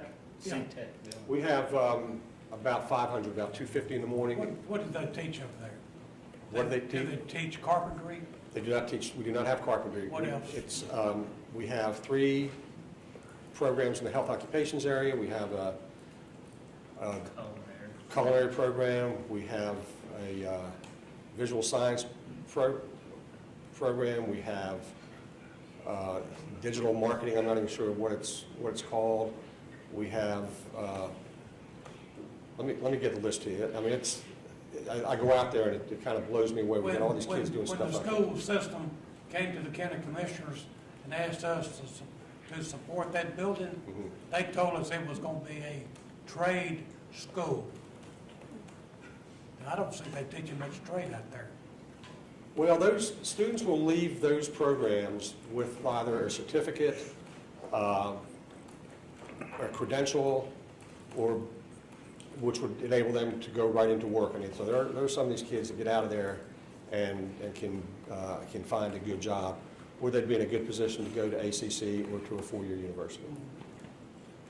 But it's a career center. I don't know when. I think the term trade over the year has become a little bit cloudier, and I think my sense, we're calling the HVAC, the welding, the carpentry, we're calling those skilled trades. At CTEC, we have kind of a higher technical level, if you will. But we'll get you a list of everything that's offered over there. That's really where we need to be teaching children to, or kids, young adults, for their livelihood. Well, and we, what excites me about Graham and the vision we have for Graham is every student will leave that school with a credential or certificate that can go right to work, or have the background and the skills to go right to continue their studies at the ACC, or have finished early college and enter a 4-year school as a junior. That we have a lot of students that are graduating and not really sure what comes next. Yeah. We think that's going to be a very focused school for the individuals that attend there. It's exciting. Just looking at our list here, it's exciting to think about a new school, but a lot of this is just really deferred maintenance. It is. I mean, we got roofs that need fixing today. Yep. And, I think these, my hope is the roofs we have up here will be fixed by the time we get to this. But roofs have been, really the roof problem, serious roof problems at those 6 or 7 schools that we're working on right now, and we'll have that taken care of by the end of the summer. And then the rest of it is just going up there and making sure they're still old. But Dr. Harrison, so many people are concerned about school safety, and I don't believe that it's really addressed in the high school plan for Southern, Eastern, and Western. Isn't that right? Because it's an open campus. Yeah, it is, but what we have in there, and I got blistered by one of the newspaper by what did you guys say I did? Took advantage. Dr. Harrison, we want to talk to the board. But, yes, the work that we're doing with the doors is the big thing, and part of those repairs are blinds to make sure that we can close those. But the biggest thing is what we shared with you today, or what I shared with Brian, and he shared with you, would be an electronic locking system for all of our exterior doors. That the idea would be if the bell rings at 8 o'clock for kids to come in, the doors will open at 8 o'clock. And then the bell rings at 8:05 for them to be in class, those doors would probably go closed at 8:10, and it would be locked. And then teachers would have a fob in their classroom if they needed to go to another area of the building to exit that way. So we won't have doors open. And that's, by far, my major concern is all those exterior doors. Yeah. And How many armed officers do we have at each high school? one, Just one. I hope he's not a coward.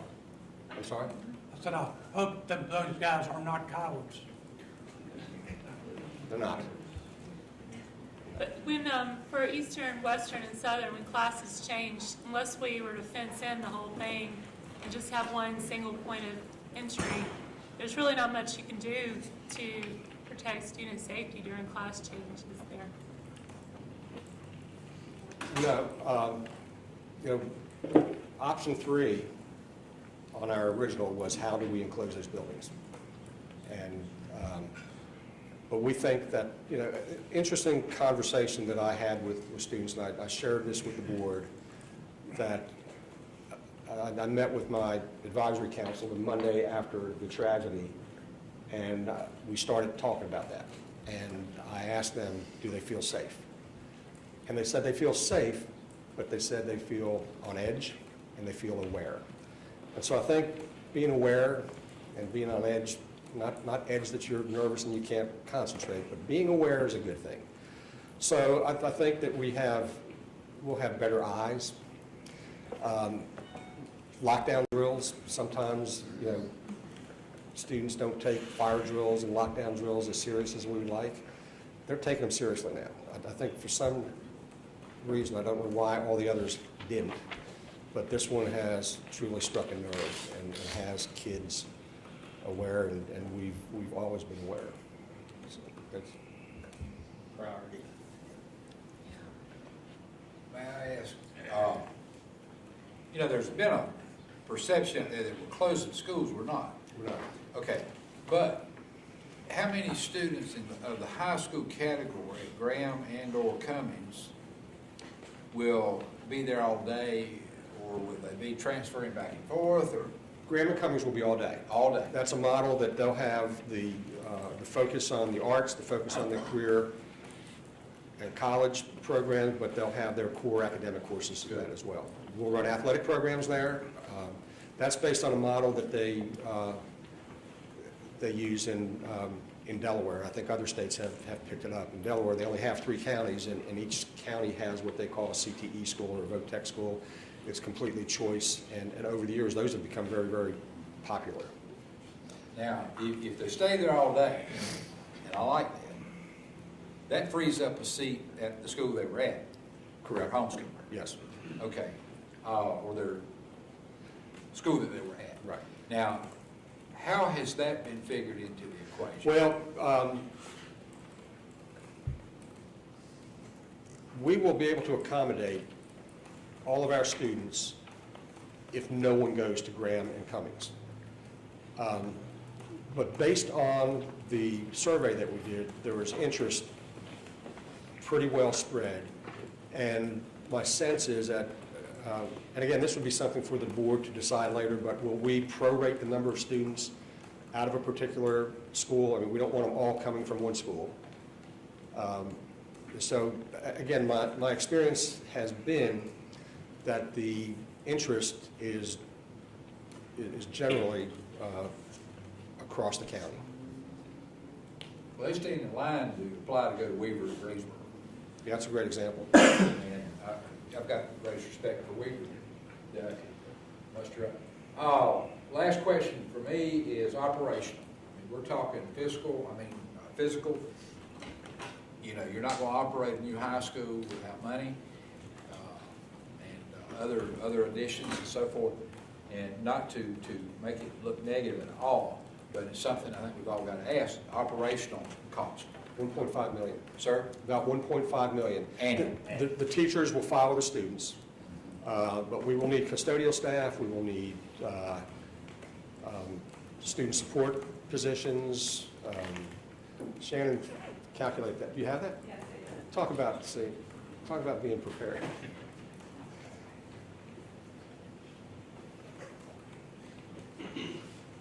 How many does Weaver have? About 1,200? 1,100?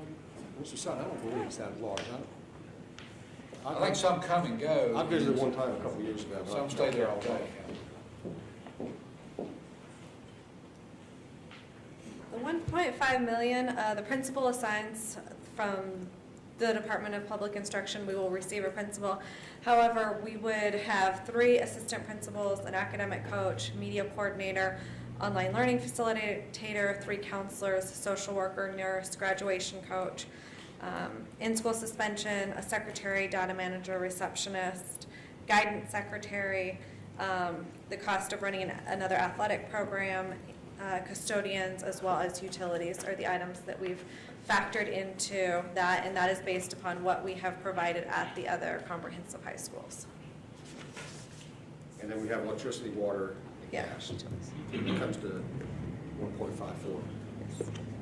Are you talking about Cummings, That's new high school. new high school?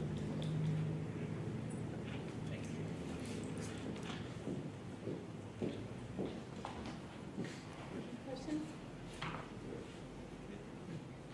All right, well, if there's no more questions, Dr. Harrison, I guess, thank you very much. Thank you so much. Sure. So I think it's interesting that how each school that we've heard from, ACC and AVSS, are dependent on one another. ACC is dependent on AVSS to have good students to go into their program. But AVSS is dependent on ACC because AVSS needs a place where their students can go for further education. A quality place, well, but so they really go hand in hand with one another. And I'd like to make a comment about Amy's question about the cost. Without mentioning names of schools I go to, but I go to charter schools, I see what they have, and I'm glad they have the choice. Charter, private, online, home, and so forth. It's good they have that choice. But still, you have to analyze what they got, in my opinion. I went to a charter school somewhere, and they had taken a 4-story office building that was vacant, and I went in and asked to see the principal, and he was down at the gym that they had built. They had to build a separate gym because they didn't have a gym at the office building, and there was a volleyball game going on. And I talked, and I said, "How much did you pay? How much did it cost to get into this?" And he said, "About $25 million. And that didn't even include the gym that they just built. So, you know, I walked away from there thinking, you don't have a whole lot to show for $30 million or $28 million. And I watched Northern Guilford be built. I used to go sit in their parking lot and watch that building be built. And they built a middle school and a new high school. And that cost for this school is not out of line as far as what I see out there as far as what's being built. And a lot of these other schools that are being built, you go back by 50 years from now, I don't believe they'll be there. Or if they're there, they're going to look like a warehouse. I mean, they look like a warehouse now, some of them. Some of these new high schools, $30 million high schools, $40 million high schools. Some of these charter schools are building. And again, I'm glad they had the choice. But dollar for dollar quality and what's going to be there 50 years from now, I think that's what hate to say it, I believe we have to build something that will be there a long time from now. And you get what you pay for. Well, and I think Williams is a testament to that. Sure, oh, Lord. Go down to Asheboro and look at that high school down there. It's built like a castle. That sucker will be there 40 more years. All right, Mr. Haygood, how are we gonna pay for all this? Do you have a capital financing plan for us?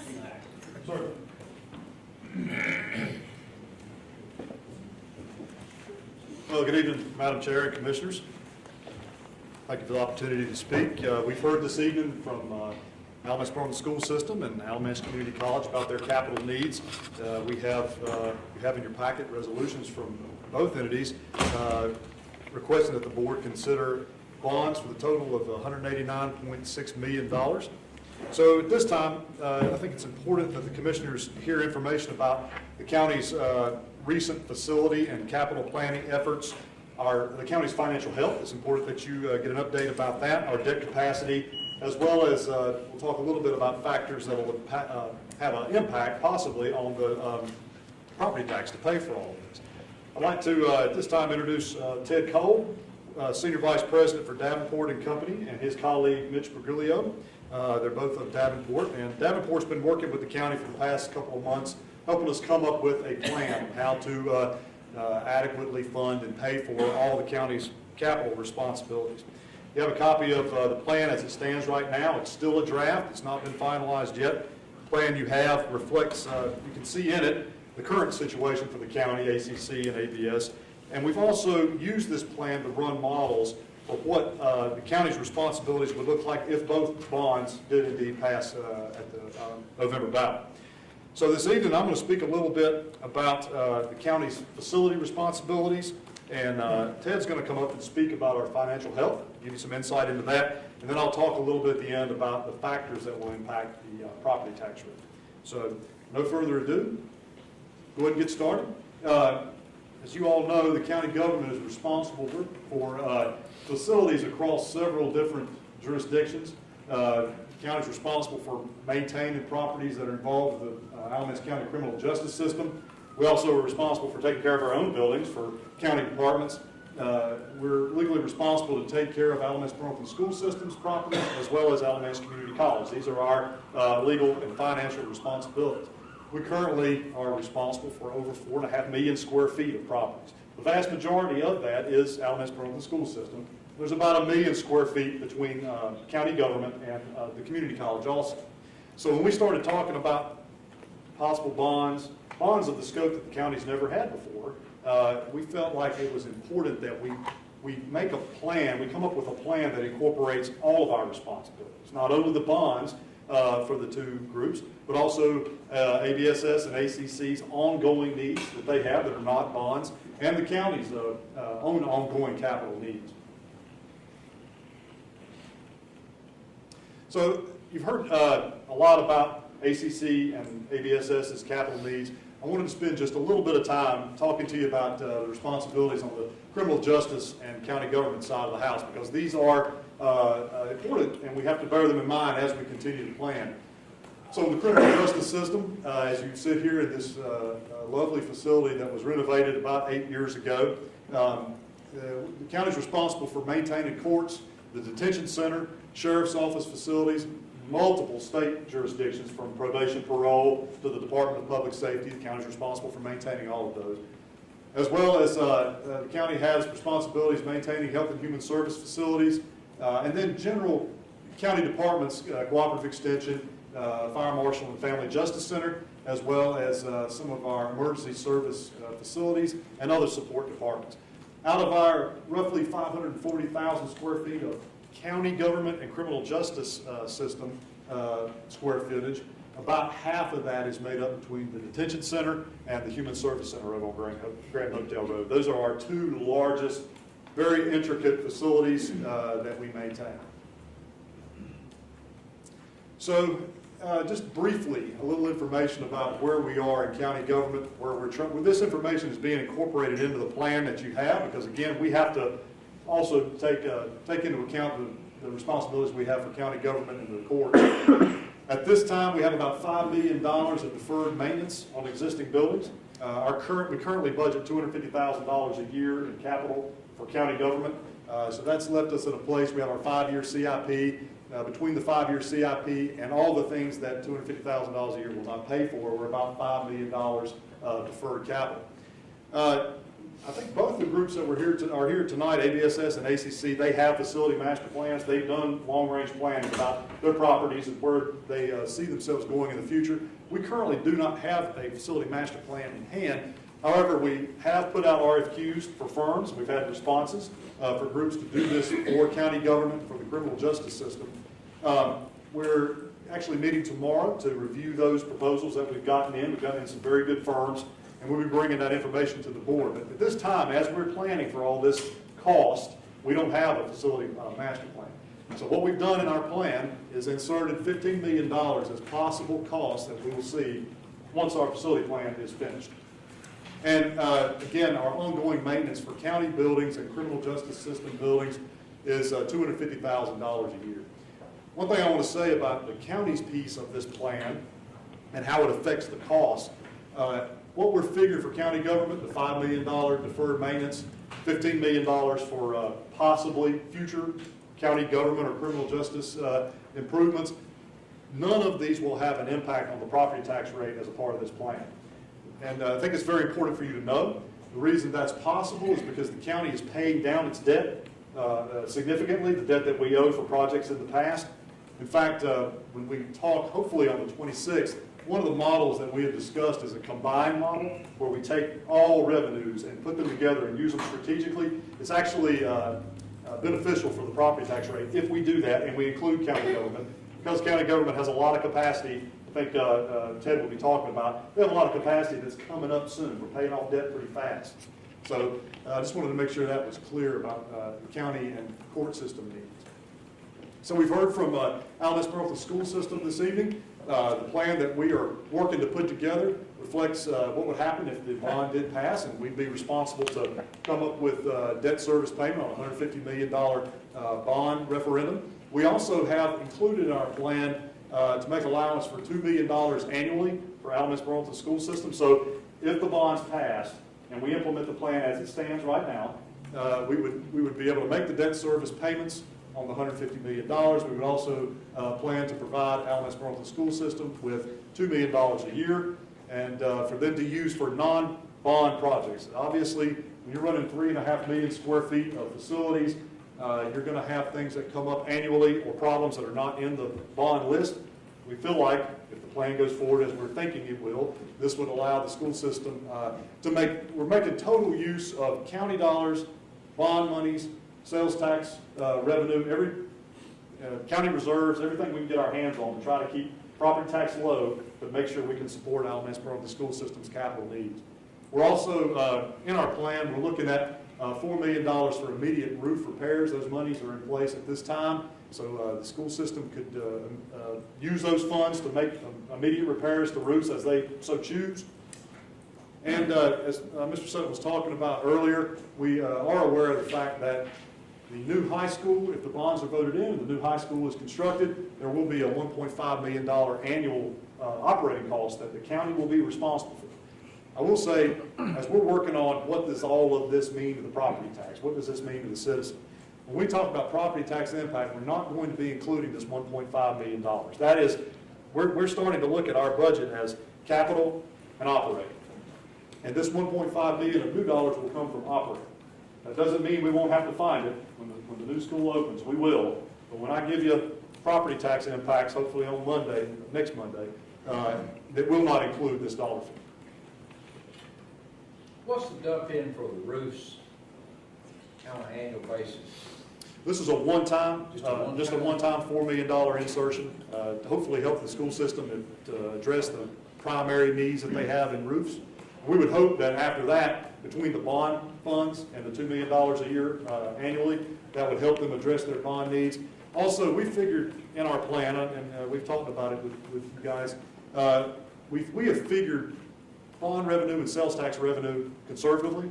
So while the plan is geared to make sure the school system always has this $2 million and we're making our debt service, if there are, if more more sales tax dollars or more bond dollars come in annually, the schools would also have access to those too. So it could possibly be more than $2 million a year, depending on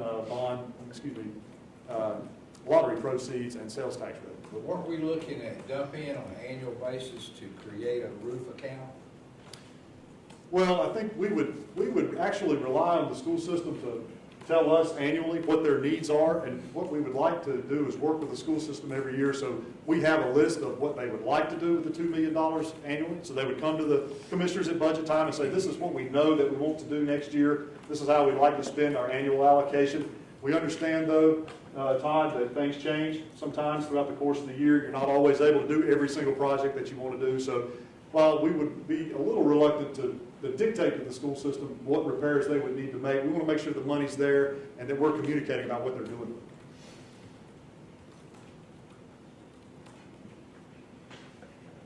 So we've also heard from the Alamance Community College this evening. They're proposing bond amounts of $39.6 million. Plan incorporates that dollar amount into it, the debt service also. We've also worked with Alamance Community College staff to come up with a little over $2.9 million that the college would need every year over the 7 years. This is to address the community college's non-bond capital needs. So, of course, with the community college, just like the school system, not everything can be put into the bond. They didn't include all of their projects. We don't give it to you in an annual dollar amount. That is in the plan, but it varies throughout time. So it starts off at a larger amount and eases off, but the total amount is a little over $2.9 million for their annual capital needs. ACC has also provided us with a dollar figure of $421,500. That would be new operating costs. So if the bond goes forward and is voted by the public to be successful, once ACC finishes constructing its new facilities, the county would be looking at finding another $421,000 that we would have to pay for their operating costs, for their heat and their air and their utilities. Again, this cost will not be factored in. We start talking property tax and the actual property tax impact. We will not include this because, again, this will be out of our operating side of our budget, not the capital. Is this in addition to what we're paying now? Yes, sir. ACC, okay. Yes. And the plan also contains other major projects that ACC has deferred for future consideration. They have projects that are listed in the plan that are too large to be an annual allocation, but were not included in this bond. We wanted to be sure they were included in the plan, so we're aware of it. We stay in constant communication with the community college staff about when those might come online in the future. And you can see there a list of the community college projects and the timing as how they have spread them out. So I think at this time I turn it over to Ted Cole to talk a little bit about our financial health.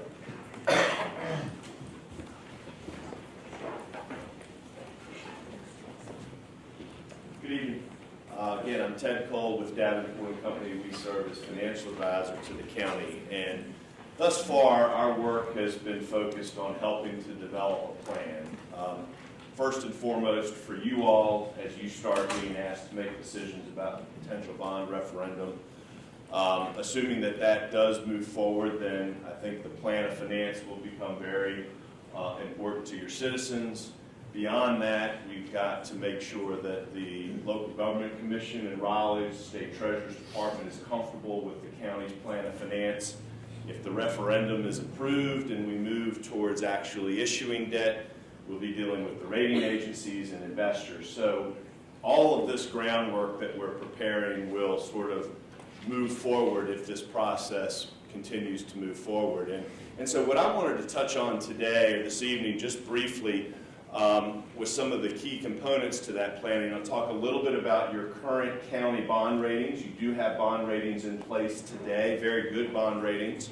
Part of what we're trying to help develop in this plan is a plan that will get you to where you decide you'd like to be on funding these projects and at least maintaining the bond ratings you have, if not positioning you to improve those. That would be our goal, and we believe we can achieve that.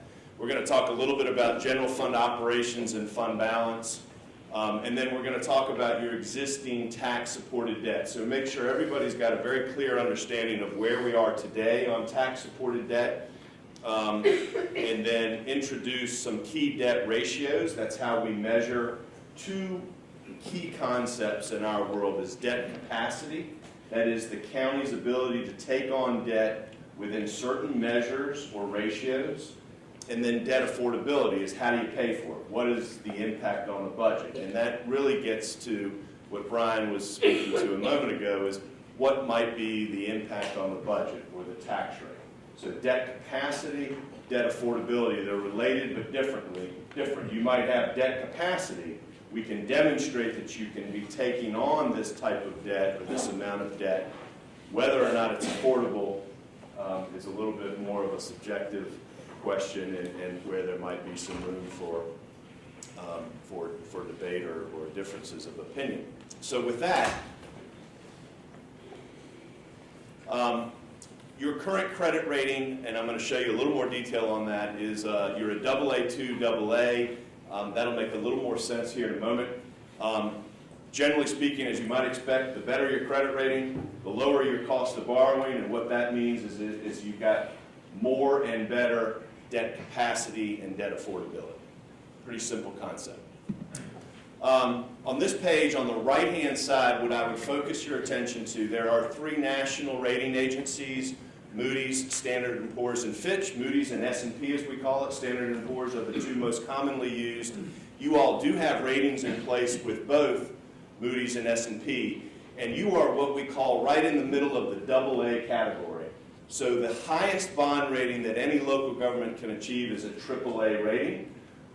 You are, from both Moody's and S&P, 2 notches away from that AAA rating. As I said a moment ago, in developing this plan of finance, what we'd like to be able to do is show you a path forward for these projects that would, at a minimum, maintain these ratings, but ideally position you all to take a step up or to ultimately, perhaps, to evolve to that AAA level. We're going to show you some comparisons. We subscribe to a database that's maintained by Moody's. That's going to be the basis. On the left-hand side, what we have recapped for you is the counties that Moody's rates that are AAA rated across the country. They've got about 100 credits or counties that are AAA rated, 112 that are rated AA1. That would be the rating right above you all. Higher is better. And then about 300 counties that are rated AA2, one of which is Alamance County. And then within North Carolina, these will make a little more sense to you or be a little more relevant, essentially showing you who your rating peers are. So you're a AA2 county. Within North Carolina, Moody's rates 26 counties AA2, one of which is you all. And you can see the other counties from across the state that have the same bond rating. The rating right above you, a AA1, there are seven different counties that Moody's rates at that level. And then lastly, the highest rating available, AAA, there are 9 AAA North Carolina counties as rated by Moody's. So that kind of gives you a little perspective when we talk about AAA, AA1, AA2, and you're going to see this in a little more detail so you can begin to understand, are you appropriately rated? What are ultimately the strengths and weaknesses that might need to be considered as we talk about possibly improving the bond rating? Okay. There are a number of factors that go into the bond rating. Cash, liquidity, general fund balance being one. The takeaway on this page is if you look under any number of different measures, and these are audited financials from the county's audits for fiscal years 13 through 17, and you look at the different categories of fund balance, whether it's unassigned fund balance, you can see how that has evolved over the years, total fund balance, or what's called available fund balance. The key takeaway there is that those have been positive trends year over year in terms of how you have managed through the budgetary process, your cash, your liquidity, and your fund balance. We do a series of calculations that look at all of these different components of fund balance as a percent of your budget, whether we do that on revenues or expenditures. Again, the takeaway here is that you've maintained and have grown those percentages, generally speaking, across this 5-year period. see it a little bit more clearly on this next slide, the left-hand side in particular. So what we're looking at here is your general fund balance as a percent of your expenditures. You do have a policy as a county, that's the red line, 25%, and we've recapped the policy there, that your unassigned fund balance, that the county would strive to maintain a minimum of 25% of unassigned fund balance to your budget. The unassigned fund balance is this dark green line. You can see how that has been growing through fiscal year 13 through 16. Took a little bit of a step back in 17. I think that was largely attributable to some pay-as-you-go capital for certain capital projects. But you are getting very close to that policy of 25%. Remember, unassigned fund balance is that category of fund balance that really you all as a board have the most discretion over, the least amount of outside restrictions. So you've been growing that fund balance, and then we'll see how fiscal year 18 ends. Again, I think the trend is in the right direction. The fact that it took a little bit of a step down, it's important to note that that was for capital, for one-time expenditures, not for operations, and that's not an uncommon event. When we look at some of the other classifications of fund balance, the trends have been positive and you're above your policy. But the policy, I think, technically is applicable to that dark green line. Okay, so you've been managing that well, and as Brian said, we're looking at a lot of different resources here when we're trying to build this plan of finance. One of the things that we are not looking to do is to dedicate any more of this unassigned fund balance. We recognize that that's got to be there for cash flow purposes and for other needs. So when we talk about this plan of finance, this unassigned fund balance, we are sort of leaving that intact without trying to put any additional pressure on those reserves. A bunch of information on this page. This is where I would focus on the bottom. This is where we pull in some of the data from Moody's, the comparatives. And what you're going to see here in gold is Alamance County. This is your ratio for these three different measures. And what we're measuring here is the fund balance as a percent of your budget, essentially. How much cash do you have? And we measure that as a percentage of your overall budget. And we do it three ways. We look at total fund balance, the available fund balance, and the unassigned fund balance. These are different categories of cash as defined by accounting measures and standards. And so these bottom axes are measured in percentages. So when we look at that unassigned fund balance, that pot of money that has the least amount of outside restrictions, you all are coming up right on that 20% level, right? So remember, we had the policy of 25%. We took a little bit of a step down in 17.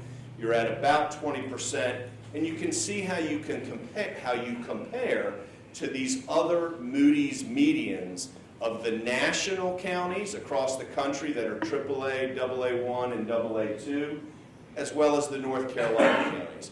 And so you're comparing well to those medians. And I think the key takeaway, whether it's unassigned, available, or total fund balance, is you are comparing at a very appropriate level for your rating peers, even those rating categories that are one or two notches above. And so that's going to be an important component of your bond rating process moving forward. You've managed it well, and we would expect that would continue to be managed well and would be viewed as a credit strength for the county. Yes, sir. On the very bottom, say on the bottom right-hand graph. Yes, sir. It looks like the counties that have a poor rating have better fund balances, and I would have thought it would have been the opposite. Right. Why is that? Remember, this is the median, so half of those, there are 9 AAA North Carolina counties. Half of them will be higher, and half of them will be lower. So, but you're right, the median is lower for the highest rated communities. Oftentimes, those are some of the larger communities, and so at some point in time, the dollars that they have accumulated, they've determined are sufficient, even though their budgets may be bigger and they're willing to operate at a slightly lower percentage.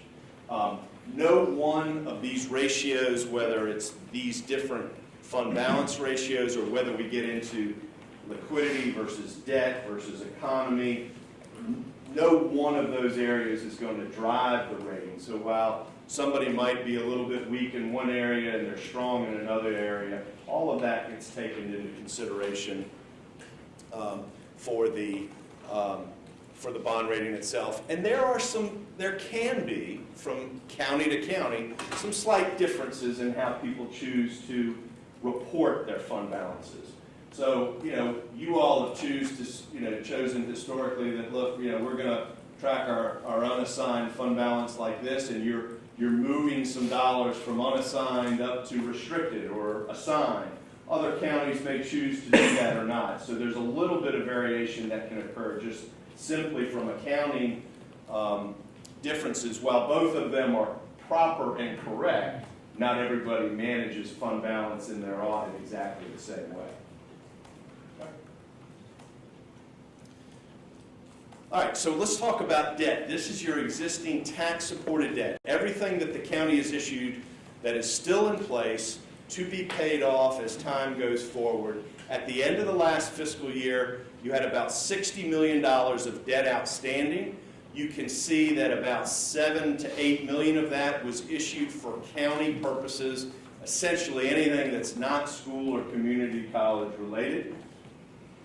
School debt is represented about $30.5 million of that outstanding is related to the public school system, and about $22 million for community college.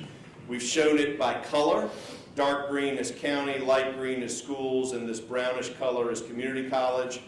You can see on a fiscal year basis, going from current year 18 out to 36, everything on the books today is paid off by 36. And in fact, over time here, your annual payments are going to step down. That's because different pieces of debt were issued in different years. Sometimes they were 20 years, sometimes they were 15 or 10. So every year, your annual payments generally are stepping down.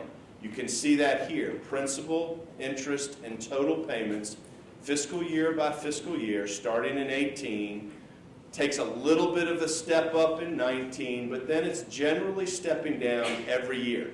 This is in the aggregate. And so this is going to become one of the key areas of focus for future debt capacity and debt affordability, because you are paying off your debt, the annual payments are stepping down every year, and one of the things that we've been working on that Brian alluded to is maintaining a debt budgeting practice that allows you to capture these step downs in annual payments and preserve them to be used for what might be the new debt that we're talking about. So as this debt steps down over time, we are capturing those declines and using them for the new debt that would fold in behind here. Remember, this is just existing debt for now. In 2018, 2000 and down to the 27th, right? Yeah, 9 years, less than 9 years. That's the equivalency of what on the tax rate? 8 cents as far as debt service. Wow. Let's see, it's about $8 million, right? Almost $9 million. A penny's $1.5 million. $1.3 million. Be close. Yeah. Can I ask you another hypothetical? Yes, Okay. sir. Is it not possible that some of the theory here in bond ratings, like if we owe, say, $150 million, and well, I just don't want to don't try to tie that into school, but instead of 60, that bond agencies, rating agencies would feel like, well, they're more willing to borrow money, thus we'll give them a more favorable rating. I think what they look at is, so what you're going to see in a moment is your debt ratios are pretty low. You have not, as a county, overused debt historically. And so in a vacuum, that's good. You have a low debt burden. You have more flexibility, generally speaking, in your budget because of that, because the debt payment is a fixed obligation that you have little to no control year over year to change. Where there begins to be some context to that is, let's understand, I'm talking as a rating analyst, let's understand how your community is growing. What kind of needs do you have? Are you addressing those needs? And so that's where you can begin to have some offsetting perspective that, yes, we've got a very low debt burden, but also we want to grow, we want to expand our economy, job creation, all of these things. And so they try to reconcile the low debt burden with how is this community reinvesting in itself. And so every community is a little different. That's why just looking at this picture by itself doesn't really give us the whole story. And with the rating agencies, they do. They look at the economy, they look at your capital program, they look at growth rates, tax base, jobs, wealth, all of those things, and begin to put a story together.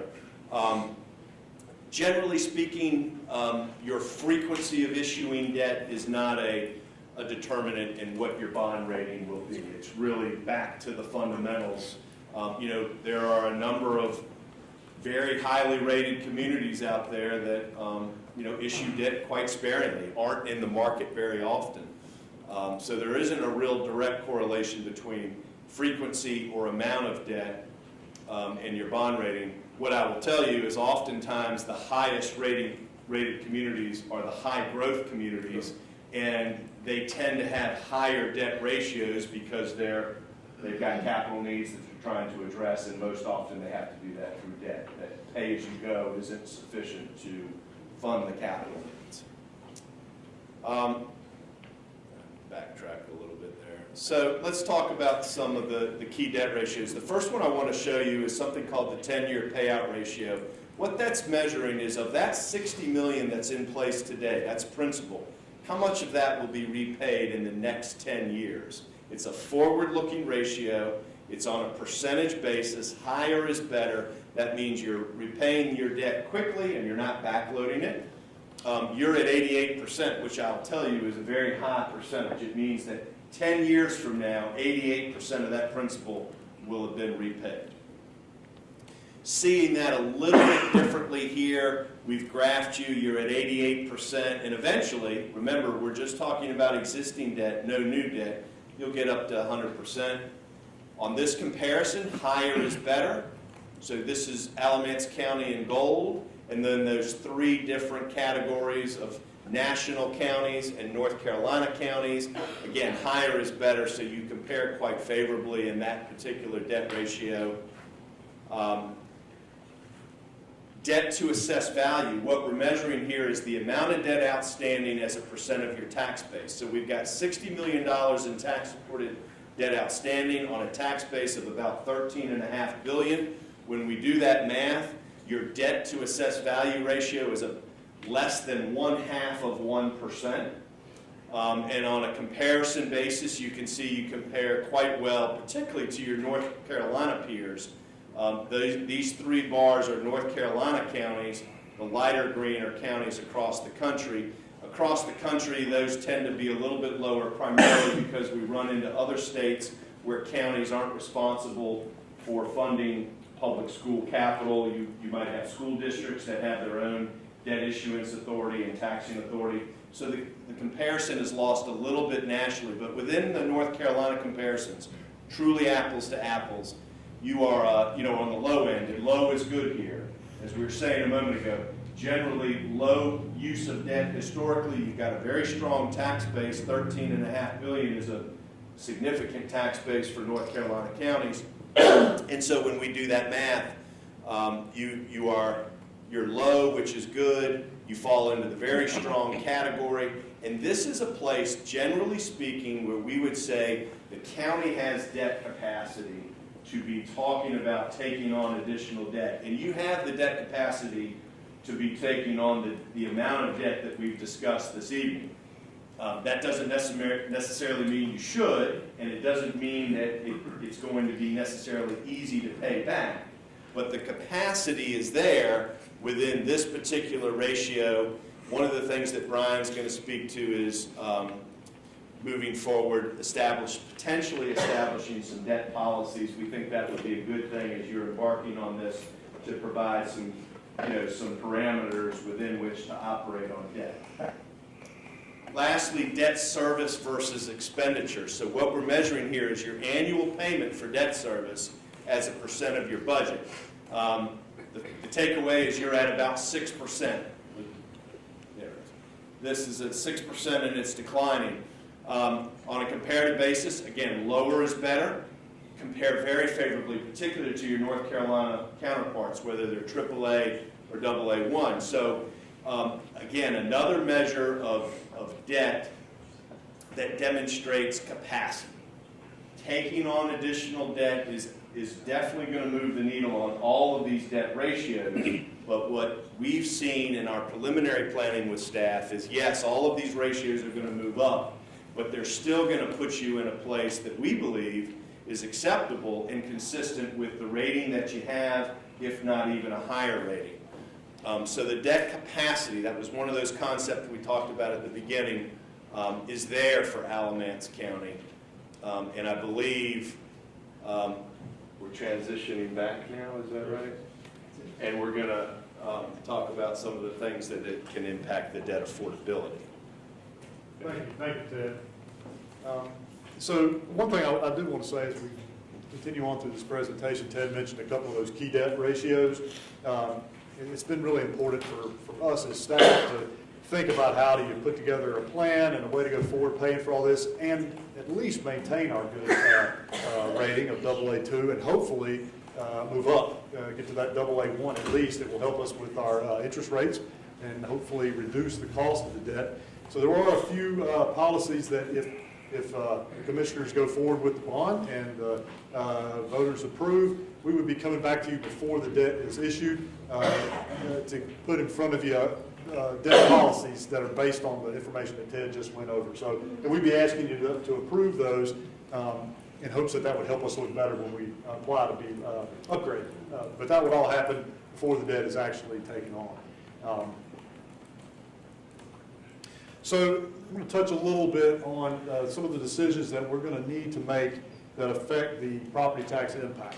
So, this is probably one of the more interesting pieces for the public and the taxpayer. There are a number of things that we can do to lower the possible impact. And again, with this plan, we've gone forward with the assumption that both bonds pass, because that could have the highest impact on the property tax rate. So we've used that as the model to kind of plan off. One thing that will affect the property tax impact is the timing of when we borrow money. I'll talk about that in just a moment. Also, the timing of property tax increase. I will tell you, if these bonds pass, it will require a property tax increase. We'll talk more later about how much that could possibly be, but it's important to think about when you time that increase if the bonds are to pass. We also need to give some thought to using our debt capacity that Ted was talking about, the county's debt capacity. Should we use a model that combines all of our capacity and all available revenues into paying for this debt, as well as supporting the community college and the school system in an adequate way for their non-bond debt? And the final point is the possibility of structuring debt, which we'll talk about here in just a moment. So as it goes for timing of borrowing, if you remember a number of months ago, it's been some time ago, I guess, we were asked to come up with a model of what the bonds might cost on the property tax rate. And we put together a model that was saying if all the debt was issued in the same year, here would be the approximate property tax impact. I believe it was between 12 and 13 cents. That was based on all debt being issued immediately. So in talking with the community college staff and the school system staff, we now know the timing of these projects. We know what the projects are, and we have a good idea of the proposed timing. So that helps us know that we wouldn't be borrowing all this money or issuing all this debt immediately. It would be done over the 7-year period. So that helps us. That's automatically going to lower the property tax impact right there. We didn't have to do anything. The school system and community college have worked out their schedules, and that alone will bring down the proposed property tax impact. Also, for the timing of the property tax increase, in the plan that we've been working on with the Davenport group, we're looking at 2 models for this timing of property tax. You can either allow the property tax increase to happen naturally as the debt is issued. You do it a little bit at a time over the 7-year period.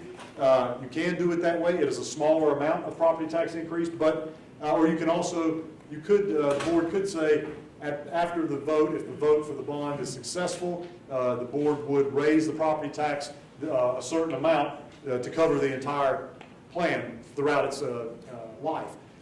That way is actually cheaper to the property tax, right? If the board were to choose to institute a property tax increase immediately to the full amount, that's actually a smaller amount than if you did it naturally. But that's a question that we're going to have to talk about hopefully next Monday. The use of debt capacity. As we work with Ted, we've looked at 2 different models. The model of tracking all the money and all the revenue and all the debt separately, keeping everybody in their separate columns and their separate silos, and not sharing the capacity or sharing the debt. That is one way to run this model. However, it produces a lower property tax impact if we use a combined model and we put all the revenues and everything together as we talked about earlier. It allows us to take advantage of, particularly the county's declining debt capacity as the schools and ABSS would be going up and ACC would be going up, counties is going down. If we're using a combined model, it would help defray some of the property tax impact. Also, the structuring of debt. We've talked a little bit about this. Generally, the LGC likes a level principal model for these kind of bonds. There is another model where you can structure the debt where more of the principal is pushed toward the end of the life of the loan, of the debt. We have met with the LGC and talked with them. We went down last week and talked with them a little bit about what they think of this model, because it is legal in the state of North Carolina. The county could choose to do this. The LGC is a rather conservative group of folks, and they were not as receptive to our ideas of doing this. Again, we'll talk about this more on Monday as we start trying to really delve into these decisions, but it is possible to do. And the final point that would certainly have quite a significant impact on property tax for this capital plan would be if the commissioners were amenable to attempting to implement an Article 46 sales tax. This would be a 0.25% sales tax. This is available under Article 46 of the general statutes, and it would, if we were to allow, if the commissioners were to allow a measure to go to the ballot, possibly in November of 2018, it would give the public a chance to vote on this measure. The commissioners could dedicate all the revenue from a 0.25% sales tax increase to the capital plan, which would have a significant impact on the amount that it would take from property tax. So again, a little more about the Article 46 sales tax. Again, this would be an option to help pay for the bonds and help finance this capital plan. If the commissioners are interested in pursuing this option, we've had some discussions with the Board of Election. We would need to have a resolution considered by this board and delivered to the Board of Elections before mid-May, and to make sure it gets in time with Kathy Holland's process to prepare the ballot for November. And again, the commissioners could dedicate the revenues from the new sales tax if you so choose. You would be able to say, by a separate resolution, this is what we would use the revenue from a new sales tax for. It might help communicate to the public, why is this even being considered, and what would happen to the revenue that it produced. And you can see just a graph there of, we didn't include any numbers because we're trying to, as staff, we're trying to be a little careful about the property tax impact that we put out. We need some things happen tonight and some things happen on Monday before we feel real comfortable about putting that rate out, because we want to be clear to you and to the public, if this goes forward, if the bonds are voted on, this is what we estimate the property tax impact will be. So we're a little reluctant to put out a lot of numbers in different scenarios, so you could just see that a sales tax revenue put into this plan would have a significant impact. I think at this point, maybe Ted was going to talk a little bit more about the sales tax and how this was derived and how we came up with this information. Yeah. Yes. And with the plan, if you don't issue the debt up front and you issue it as it's going to be spent, are you running a risk of incurring higher interest rates as time goes on? I guarantee you. Sure, yeah, just the passage of time as you're waiting to issue debt certainly introduces interest rate risk. But the general rule of thumb in North Carolina with the local government commission is issuing debt for specific projects when those projects are bid and permitted. So, that really drives the issuance schedule of when and how much debt you issue. Is what projects are you funding, and are they bid? They want to know that the costs are quantified and are they permitted. So certainly, and what we believe is that we're entering a rising rate environment. Time will tell, but yeah, waiting to issue debt introduces that unknown of interest rate risk, and that obviously has an impact on the plan of finance. We have tried in all of the scenarios that we've been running thus far to be on the conservative side, put a little bit of cushion in our interest rate assumptions, because we know that under some of these scenarios it may be 3, 4, 5 years before the debt is actually issued. So while we might be in a market today for your debt over 20 years that's 3.25%, we might be using 4.5% in our planning model, because we know some of this debt won't be issued for a number of years. We worked with staff and looked at a number of ways to estimate what the revenues might be that would be derived from a voted Article 46 quarter-cent sales tax. It has been voted by a number of counties across the state. In some counties it's been voted multiple times and has passed. I believe it's been voted here maybe once. Yes. The various articles of sales tax in North Carolina, you can go and read those articles, and some of them apply to certain services and goods, and it's not necessarily uniform, and it can be difficult to project what kind of tax revenue you might recognize from this Article 46. So what we did is we looked across all of the counties that have the Article 46, that did vote it and have implemented it and have been collecting that sales tax. We go to the Department of Revenue, which is, they maintain the data on all of this, and we picked a number of counties that we felt were similarly situated to Alamance County, whether it's geographically or some other measure, where they're located on a major thoroughfare, or they're a regional economic hub. So we've listed out 8 different counties that we felt were relevant or reasonable comparatives or peers to Alamance County, I should say. And what we did is we went back and said, well, they all collect Article 42 sales tax. That's a sales tax that's been in place for a number of years. These also are counties that have approved and collect the Article 46 sales tax. And so we just looked at the historical information and found a correlation between their Article 46 and 42.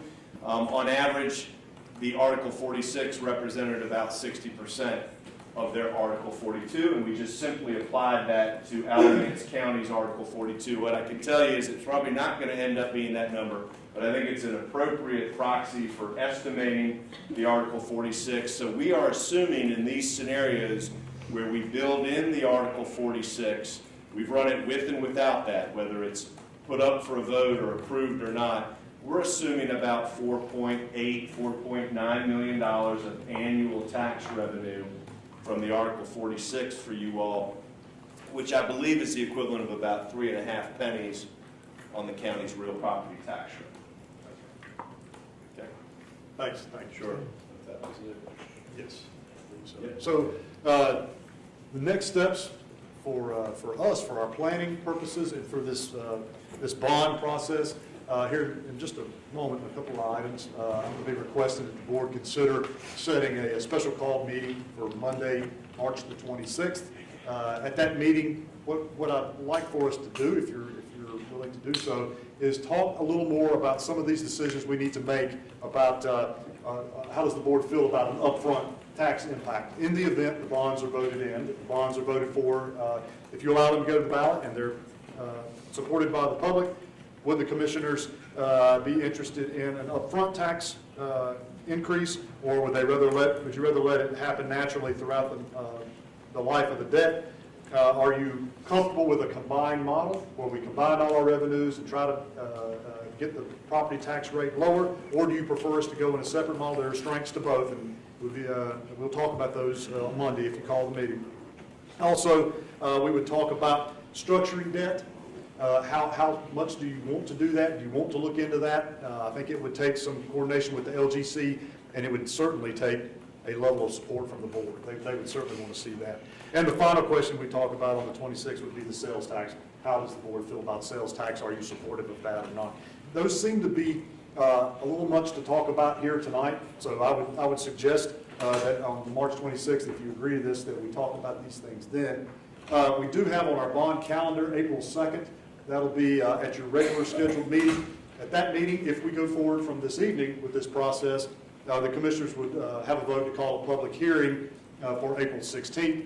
Then on April 16th, we would have the public hearing where citizens from the county could come in. They would be able to speak to you about what their take on the bond, on the capital plan, on any of this information. And that would actually be the point where the board make the final decision to send this to the ballot. So you've heard a lot of information tonight, a tremendous amount from ABSS, ACC, from us, and from Davenport. I do want to say I sincerely appreciate all the support and hard work from ABSS staff, from Dr. Harrison, and Dr. Gatewood with ACC and his staff, and our staff too, Susan and Andrea, thank you very much. This has been a lot of work just to get us to this point. And I think you can see that from the county's point of view, we take this very seriously. We've tried to engage professional help that will come in here and help help you make a wise decision and stay ahead of how we can keep, if you decide to go forward, how we can keep the impact to the taxpaying citizens as low as possible. So at this point, if you have any questions for me about the county's part of this, I'll be happy to try to answer. Now, what about we will have a work session? That would be That's the 26th. Yes, sir. Okay, so that's a morning meeting? Yes. Good, thank you. It would be at 10 a.m. Now, I mean, we're almost at that point, but it would be at 10 a.m. meeting. So we need a motion for... No, not at this time. It's just, do you have any questions? No. If you don't have any other questions, then Do we need a motion to have the special meeting? That's what I'm doing. it's actually another item or two down on the agenda. Oh, We've got a okay. couple of things. So if there's no questions about the county's piece of this, then All right. we're prepared to move on. So we're on to 7.5, adoption of preliminary findings.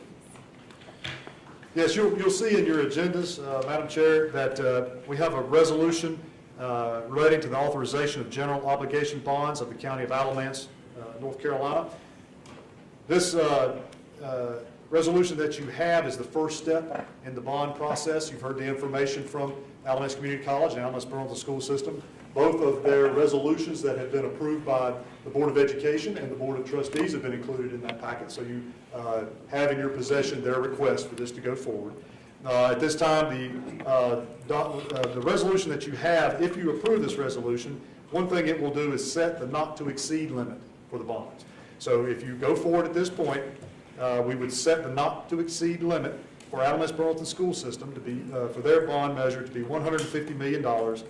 We would set the not-to-exceed limit for Alamance Community College to be $39.6 million. The resolution also allows county staff to file an application with the Local Government Commission, with the LGC, to let them know we have begun this process, to start all the behind-the-scenes work that it takes to get the bond approved, to get our bond order ready, and also to start working on the intricacies of getting it on the ballot. The next step would be, and this resolution also establishes Robinson, Bradshaw, and Henson as our bond counsel. We have Mr. Brandon Lofton here with us tonight from the firm. Glad to have him with us this evening. So those are the three things the resolution does. This is the first step in the bond process. You still have April 2nd, where you would call for a public hearing, and you still have April 16th, where you would actually have the public hearing before this is officially going to the ballot. But tonight, this resolution is the first step. Just for clarification, there had been talk about combining the two. Can you explain the why not to that or whatever for the public? So we had some commentary about the possibility of combining the two ballot questions. Right now, North Carolina law requires that the two bond measures be separate items on the ballot. So it would be one item on the ballot that would ask the voters to approve a measure for Alamance Marlton School System. There would be a separate second vote, another vote that would need to be had for the Alamance Community College. There's been some discussion about the possibility of combining these bonds, these measures into one, so there would only be one item on the ballot for the total of $189.6 million. We have consulted with our bond counsel, and per our bond counsel, that would not be able to be done by the commissioners at this time. That would, North Carolina law does not allow that. And we talked about, with our bond counsel, the possibility of the commissioners requesting special legislation just for Alamance County to do. And per our bond counsel and our county attorney's opinion, this would be unconstitutional, that the laws that govern this type of ballot questioning and for bond debt are general laws, and they're governed by the North Carolina Constitution. So I would tell you that it would be difficult to get it done. It may not be impossible, but I do not believe the process could be done in time for a November ballot, and I don't know that it would be able to be done at all. I think anytime you're talking about amending the Constitution, that would be something significant to take on. So. Thank you for that explanation. Would you have anything to add to that, Brandon? Or? No, I think that's an accurate summary. The statute's pretty clear that you have to have separate bond orders for separate purposes.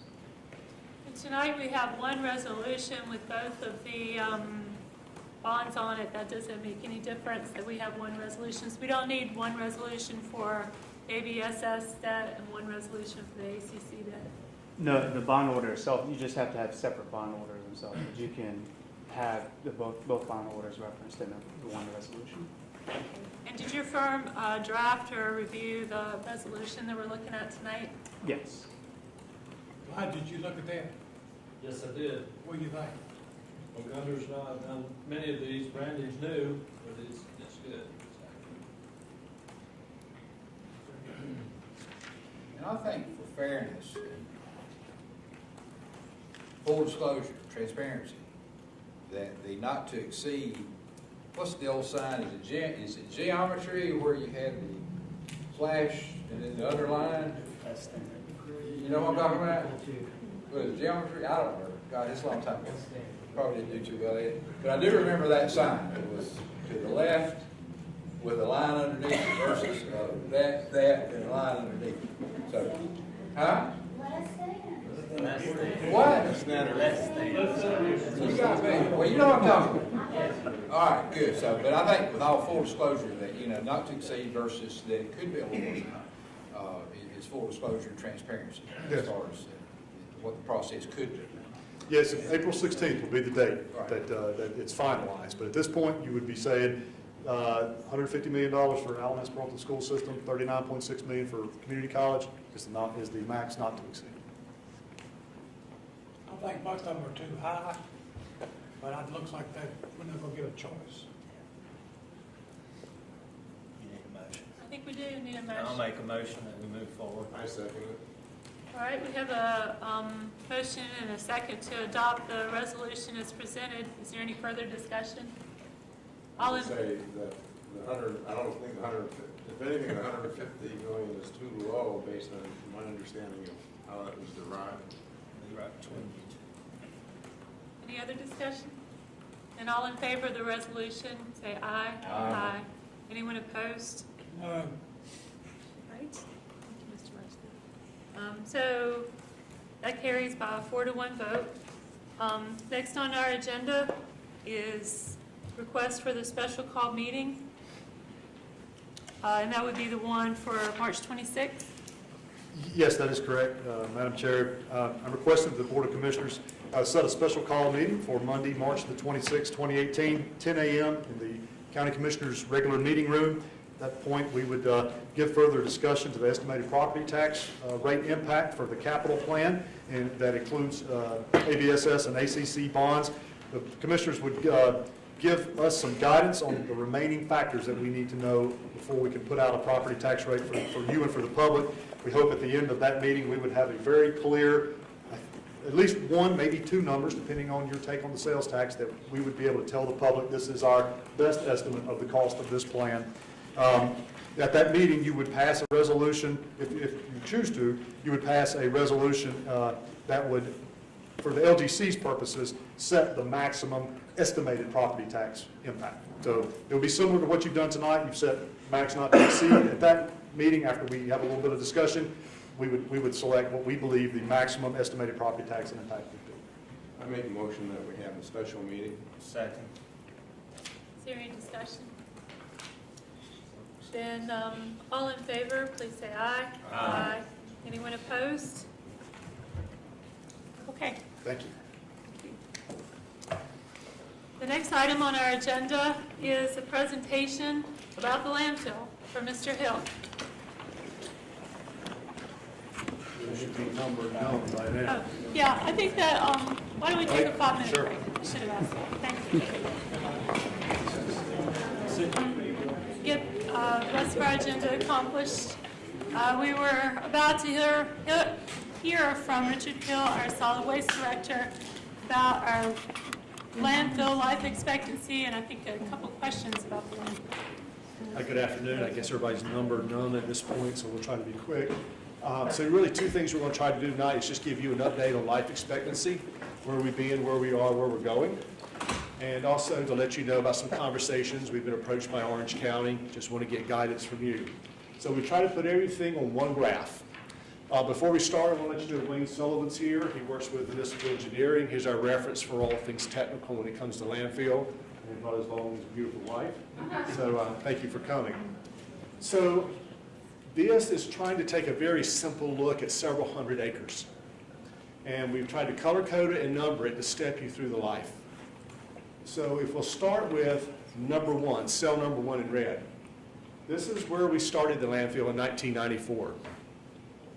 And as of the numbers effective last year's budget, and they're the last hard numbers we have on compaction and volumes, we'll actually do the flyover next week, and Municipal will put new numbers together for us that will be effective May. But based on last year's numbers, in cell number one, we have about 3.6 years left. Now, that's based on last year's numbers, so take a year off. We're about 2.5 years out on that cell. Cell number two in green, sets right side. That has been permitted and constructed and is ready for use. And that will give us about 5.5 years of life. That's assuming present volumes stay the same. There's no reason to think they won't. We do not see dramatic decreases or increases on a year-to-year basis. As we step outside of that, section 3 and 4 are the net left of land that's permitted for us to actually go forward with. We took as a subset of number 4 and made a number 3. We would not want to go forward in trying to make all of that area available at one time. Section 3 has a lower profile to the water table. So when you look at this, you can't compare areas because obviously area number 1 compared to area number 2 compared to area number 3 give you different life expectancies, and that's due to the topography. How low can you go to the water table and how much excavation you can do. So number 3 would be the next section that we would be coming to you and saying we need money to open up that next cell. It's permitted for use, it's not permitted for construction. So we'd have to go through that step with the state. That's all normal. And Wayne would help us through that. That section would give us approximately 8 more years at present volume. Then we would proceed to section number 4, about twice the size of number 3, that gives you a lot more years, 51. Why is that? Because it has a much higher profile. Every one of those topography lines you see is a vertical elevation of 10 feet. So if you can dig a hole and you've got a lot more dirt, obviously you can put a lot more trash. Also in number 4, as you finish 1, 2, and 3, you don't have everything perfectly level. It's kind of like making pyramids. When we get to number 4, and all of us aren't worried about that because we'll be in other places, we could then level 4, 3, 1, and 2. That's built into those numbers on number 4 at 51 more years of life. So as you sit here, we've got approximately 68 years left. of permitted available space to go forward. Let's look to the future. Number 5 is a very higher piece of land, 50 to 100 feet higher than number 4. Let's assume the most conservative thing we can, that we do no excavation. We simply cut trees down and put trash on it and build it. We would pick up another 38 years. Now, assuming we do some civil engineering and bore down into that hill and find out that it's not all rock and we can excavate 50 feet, then you start doing multiples of that 38 years. So again, if you do no excavation, you bump the life of the landfill up to over 100 years. There have not been any core samples of that. We have not done nothing from the original we know about. Now, one of the questions that Bruce and Brian have asked is, should we only go forward with number 3? Should we take a bigger picture and look at number 4?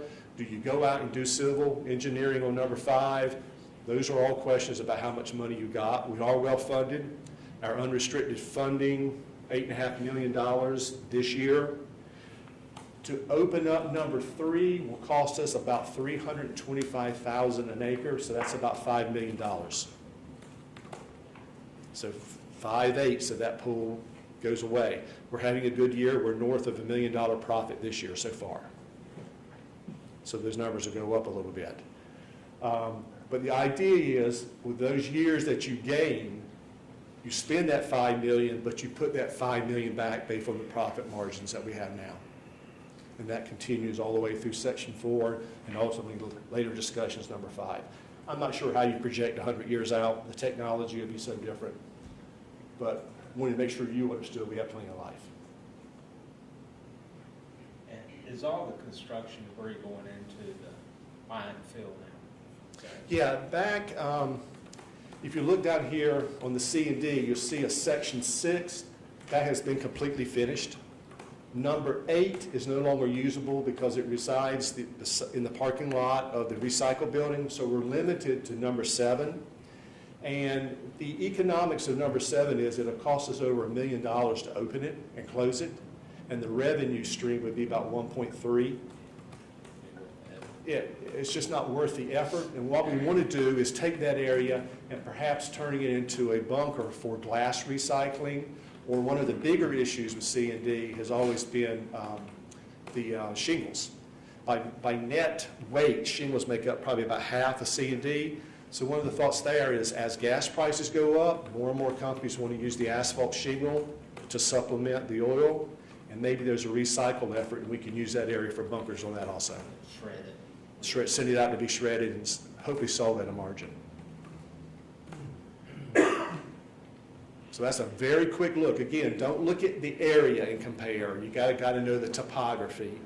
But those calculations have been done in a very conservative manner. We try to be very conservative to paint a picture that's.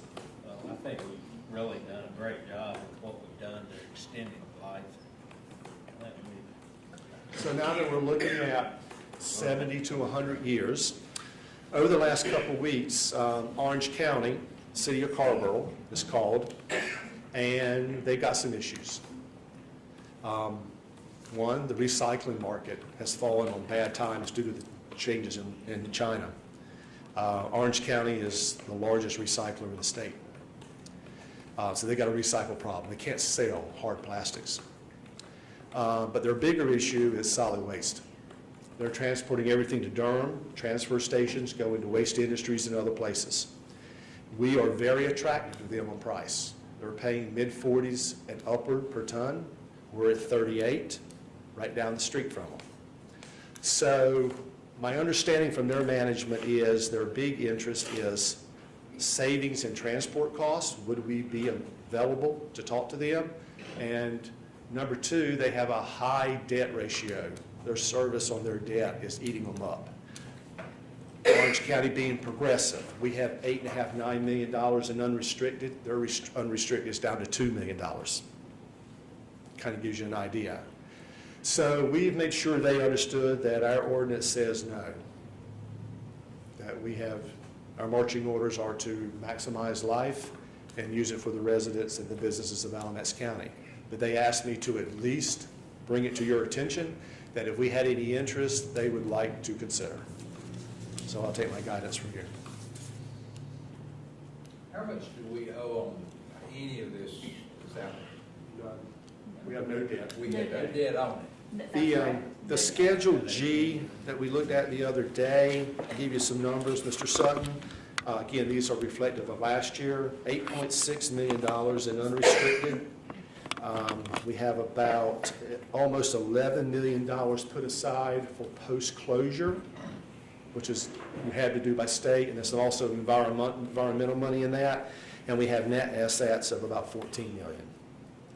So we're in good financial shape. I mentioned about a year ago that we are entering a phase where we're going to have to start spending money. To open up number 3 is going to be $5 million. But we've got that money to do that. Still to the positive. We're still to the positive. We'll be $9.5 million at the end of this year.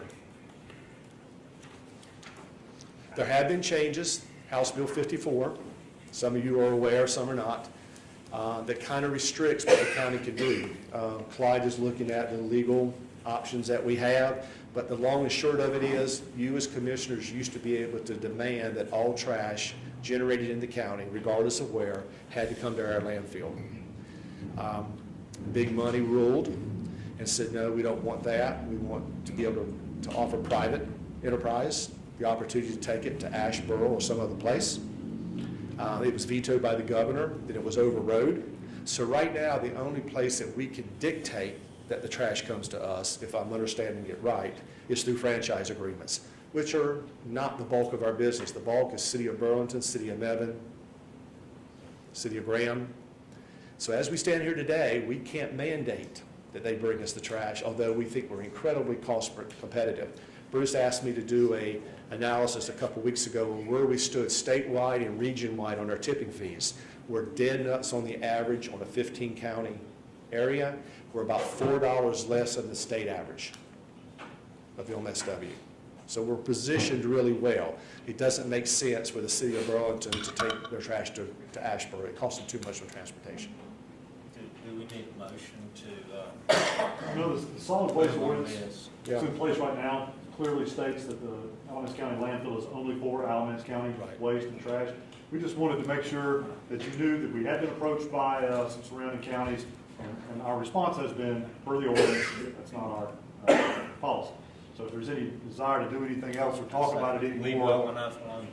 at this point, we have rebuffed their request. And again, let me say, Richard has done a fantastic job at the landfill. He's continued what's been an excellent tradition of managing the landfill. I think his folks just recently got some compaction rates that were Extremely high, about 1,900 pounds a cubic yard. which is phenomenal, and it's technique and it's investment in equipment and training. And they have really done a good job, and Richard's done an excellent job continuing to lead them down there. So. That's where the life comes from. There's no more land. We just keep getting more and more in it. How much would Carver be paying us? I mean, what would be the? I was very afraid to go ask too much without coming to you, but my understanding was some of them are paying mid-40s on tipping fees. We're worth 38 per ton. I don't know what they'd be willing to pay. I think there's probably, and Wayne may be able to share, do you know if Chapel Hill or the university's paying more or less? But I don't think it's less. I think it's more. So the problem in running an enterprise fund is obviously all the money has to stay at the landfill, although there does seem to be an option of a host fee. And that would be that we could set a price, call it 38, that we would charge them like everybody else. But anything above that per ton would come directly to the board, county management, to use as they wished. Now, I did ask for volumes of trash. Where we do about 95,000 tons a year, they do about 60,000 tons countywide. So, for example, if we were to accept all their trash beginning tomorrow, our life expectancy of 68 years would go to 45 years because we'd be increasing our volumes by 60%. But you could take that tonnage, convert it to money, that would come to you. So $4 a ton, that's $250,000 a year. That would be host fee. So $250,000 a year, but cutting the life expectancy of land. That would be correct. Okay. That would be correct. And we revisit this every year, is that, I mean, if they come asking, we would revisit, because you don't know what may happen with the private landfill, and we can make an adjustment next year. There seems to be an increasing pressure that counties are not funding their landfills just based on tipping fee. Wayne, would that be accurate? More and more people are asking for tax revenue of some sort? It's too small, you know, there's a certain level we can. Right. And then we worry about the private sector. Ashboro, Mr. Sutton was asking about large landfill owned by a local government, managed on the private side. Their business model is to bring as much as possible, as quick as possible, to get their money out of it. Completely opposite of what we do. Now, as long as we're competitive and it costs City of Burlington costs them more to go there than here, then obviously they'll stay here. But we have not increased our tipping fees since 2002. And we ran a CPI against that, Consumer Price Index. Had we gone up with the rate of inflation, our tipping fees would be $52 now. So that's my predecessor's success. They kept the cost down. So there's no action, this is simply an update of landfill life and that we've done first. I'm not inclined to want to change our ordinance. I don't know very much about this topic, but it kind of begs the question is, should just the whole issue about landfills and managing waste, should it be a county issue or should it be more of a regional issue? You know, we're all kind of... There's a history way before me. Mr. Sutton and others may have been around for that discussion. I think originally it started as a regional conversation in Orange County. Regional, wanted to buy ours. Yeah, but even before then, I think I've heard the story that perhaps Orange County, Chatham County wanted to come in with us and they backed out and we ended up having to go our own. So The other thing it makes me think about is, you know, in other countries, they aren't nearly as wasteful as we are. And I remember being in a discussion one time, if we had a rule that required each of us as property owner to have to deal with our own trash on our own property, it would sure change our buying habits. right. Exactly. Well, and we see that in the recycle market. When you buy a white goods like a refrigerator, when you buy a television, a certain amount of what you're paying is a tax going to the state. And we get a little bit of that back to help our recycle program. But in general, the recycle market has completely gone south. Of all the things that we recycle, it is a net loss on everything but steel. So whether you're talking electronics, plastics, cardboard, newsprint, it makes no sense whatever economically. Now, we provide that service, but every year that service gets more and more expensive. So with recycling costing us more, and we're going to have to start spending money on capital and permitting, and we haven't entertained increasing fees, it's squeezing us every year just a little bit more. No reason to panic, but we do need to know what that picture is. That has extended the life, though. So It has, that's I right, mean, it's that's right. Kind of a. That's right. And there's a push now that maybe electronics goes back to landfill because the market has just falling out. There's no place to send it. So it's a tough one. Okay, well, thank you so much. Okay, thank you. That had come up in discussion with staff and wanted to be sure that all the commissioners were aware of that being approached.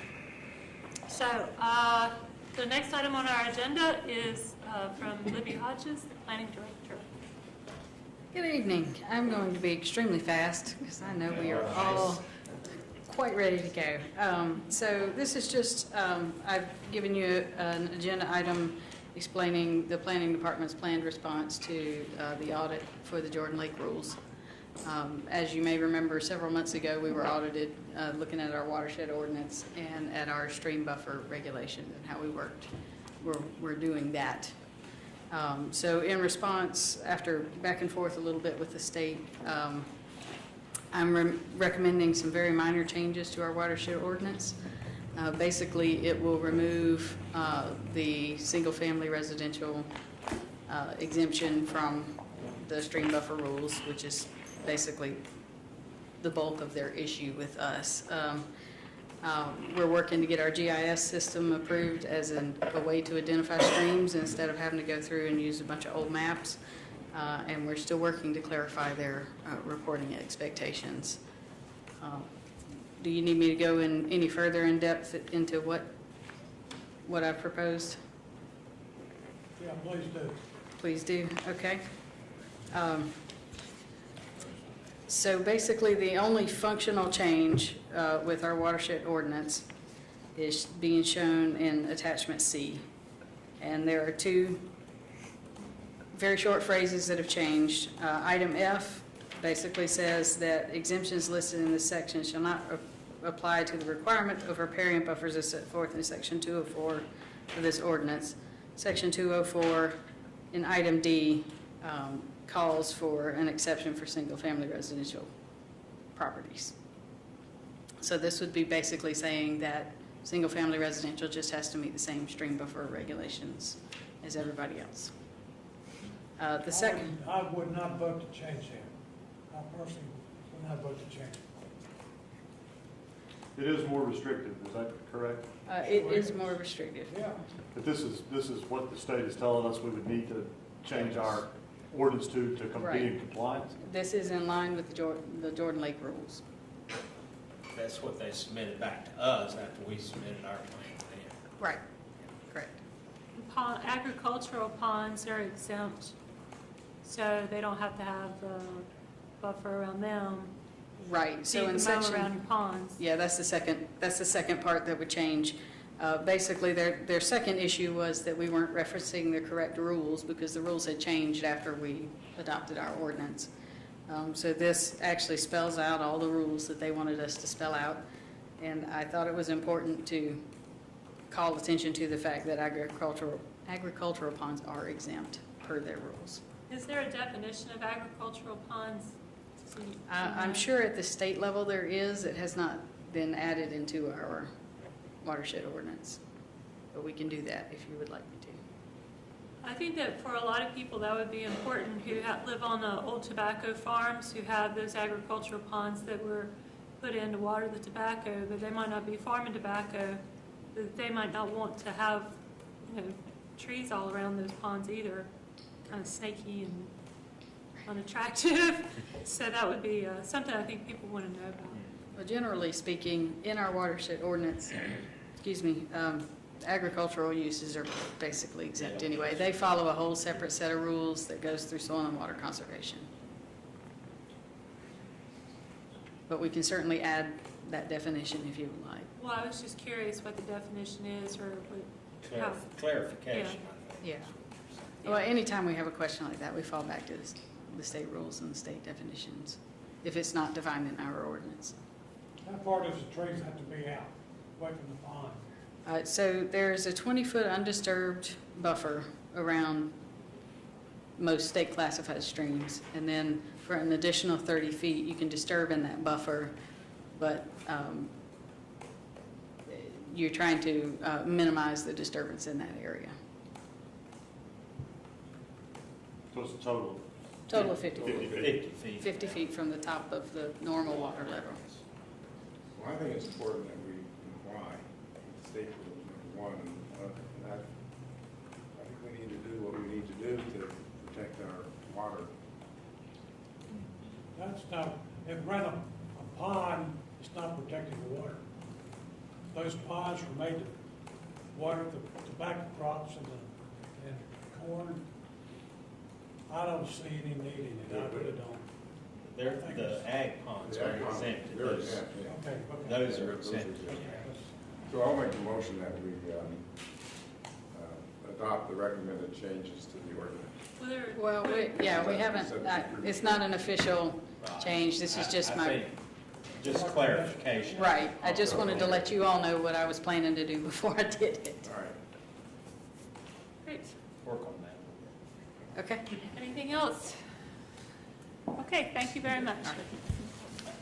And county manager's report. The only thing I have, Madam Chair, is this doesn't require action, but I am required to report to you, we have 2 air handlers in the jail that are on the fritz that need to be replaced before the summer. Total replacement cost is $57,222. I'm prepared to take that from our contingency, our county contingency. Current dollar amount is $65,582.41. If I go forward with this, it will leave $8,360.41 in contingency. There's no need to vote on this. I'm authorized by the budget ordinance to do this repair, but I am also required to let you know that I have done it. So I'm informing the board this evening, we're going to proceed unless there's some opposition from the board. I'm planning to go forward with this and replace the handles. And that's all that I have. That sounds great. Are there any commissioner comments? I only wanted to mention that we did have a meeting on March 1st regarding the financial presentation that we saw from the Davenport group. Mr. Lashley and I attended that, along with the county manager and some people from ABSS and ACC and so forth. And I'll talk more about that when we meet on March 26th. And then I had the honor of representing Alamance County last week at the White House. We received an invitation through the president, through the administration, for the county commissioners of North Carolina to come to a conference at the White House. And it was very interesting and a great honor to be allowed to be there. And if anybody wants to hear about it, I'll be glad to tell you sometime. So. Well, did you see Donald? I did not see Mr. Trump. We saw Mr. Pence. The vice president came in and said hello, and Ben Carson did, and Kellyanne Conway. But we did see a soccer goal set up on one of the little grassy parts right up next to where the tour comes through, you know. So I guess that's where the first son practices his soccer. I would guess it was about 200. Yeah, it was very well attended, actually. Average of 2 per county. Yeah, that would be right. Well, everybody was able to bring a guest, so my daughter came with me, so yeah, so maybe 1 per county, which I think is really good. But it was super fun and very interesting. It was great. Okay, if that's all our business, then we're adjourned.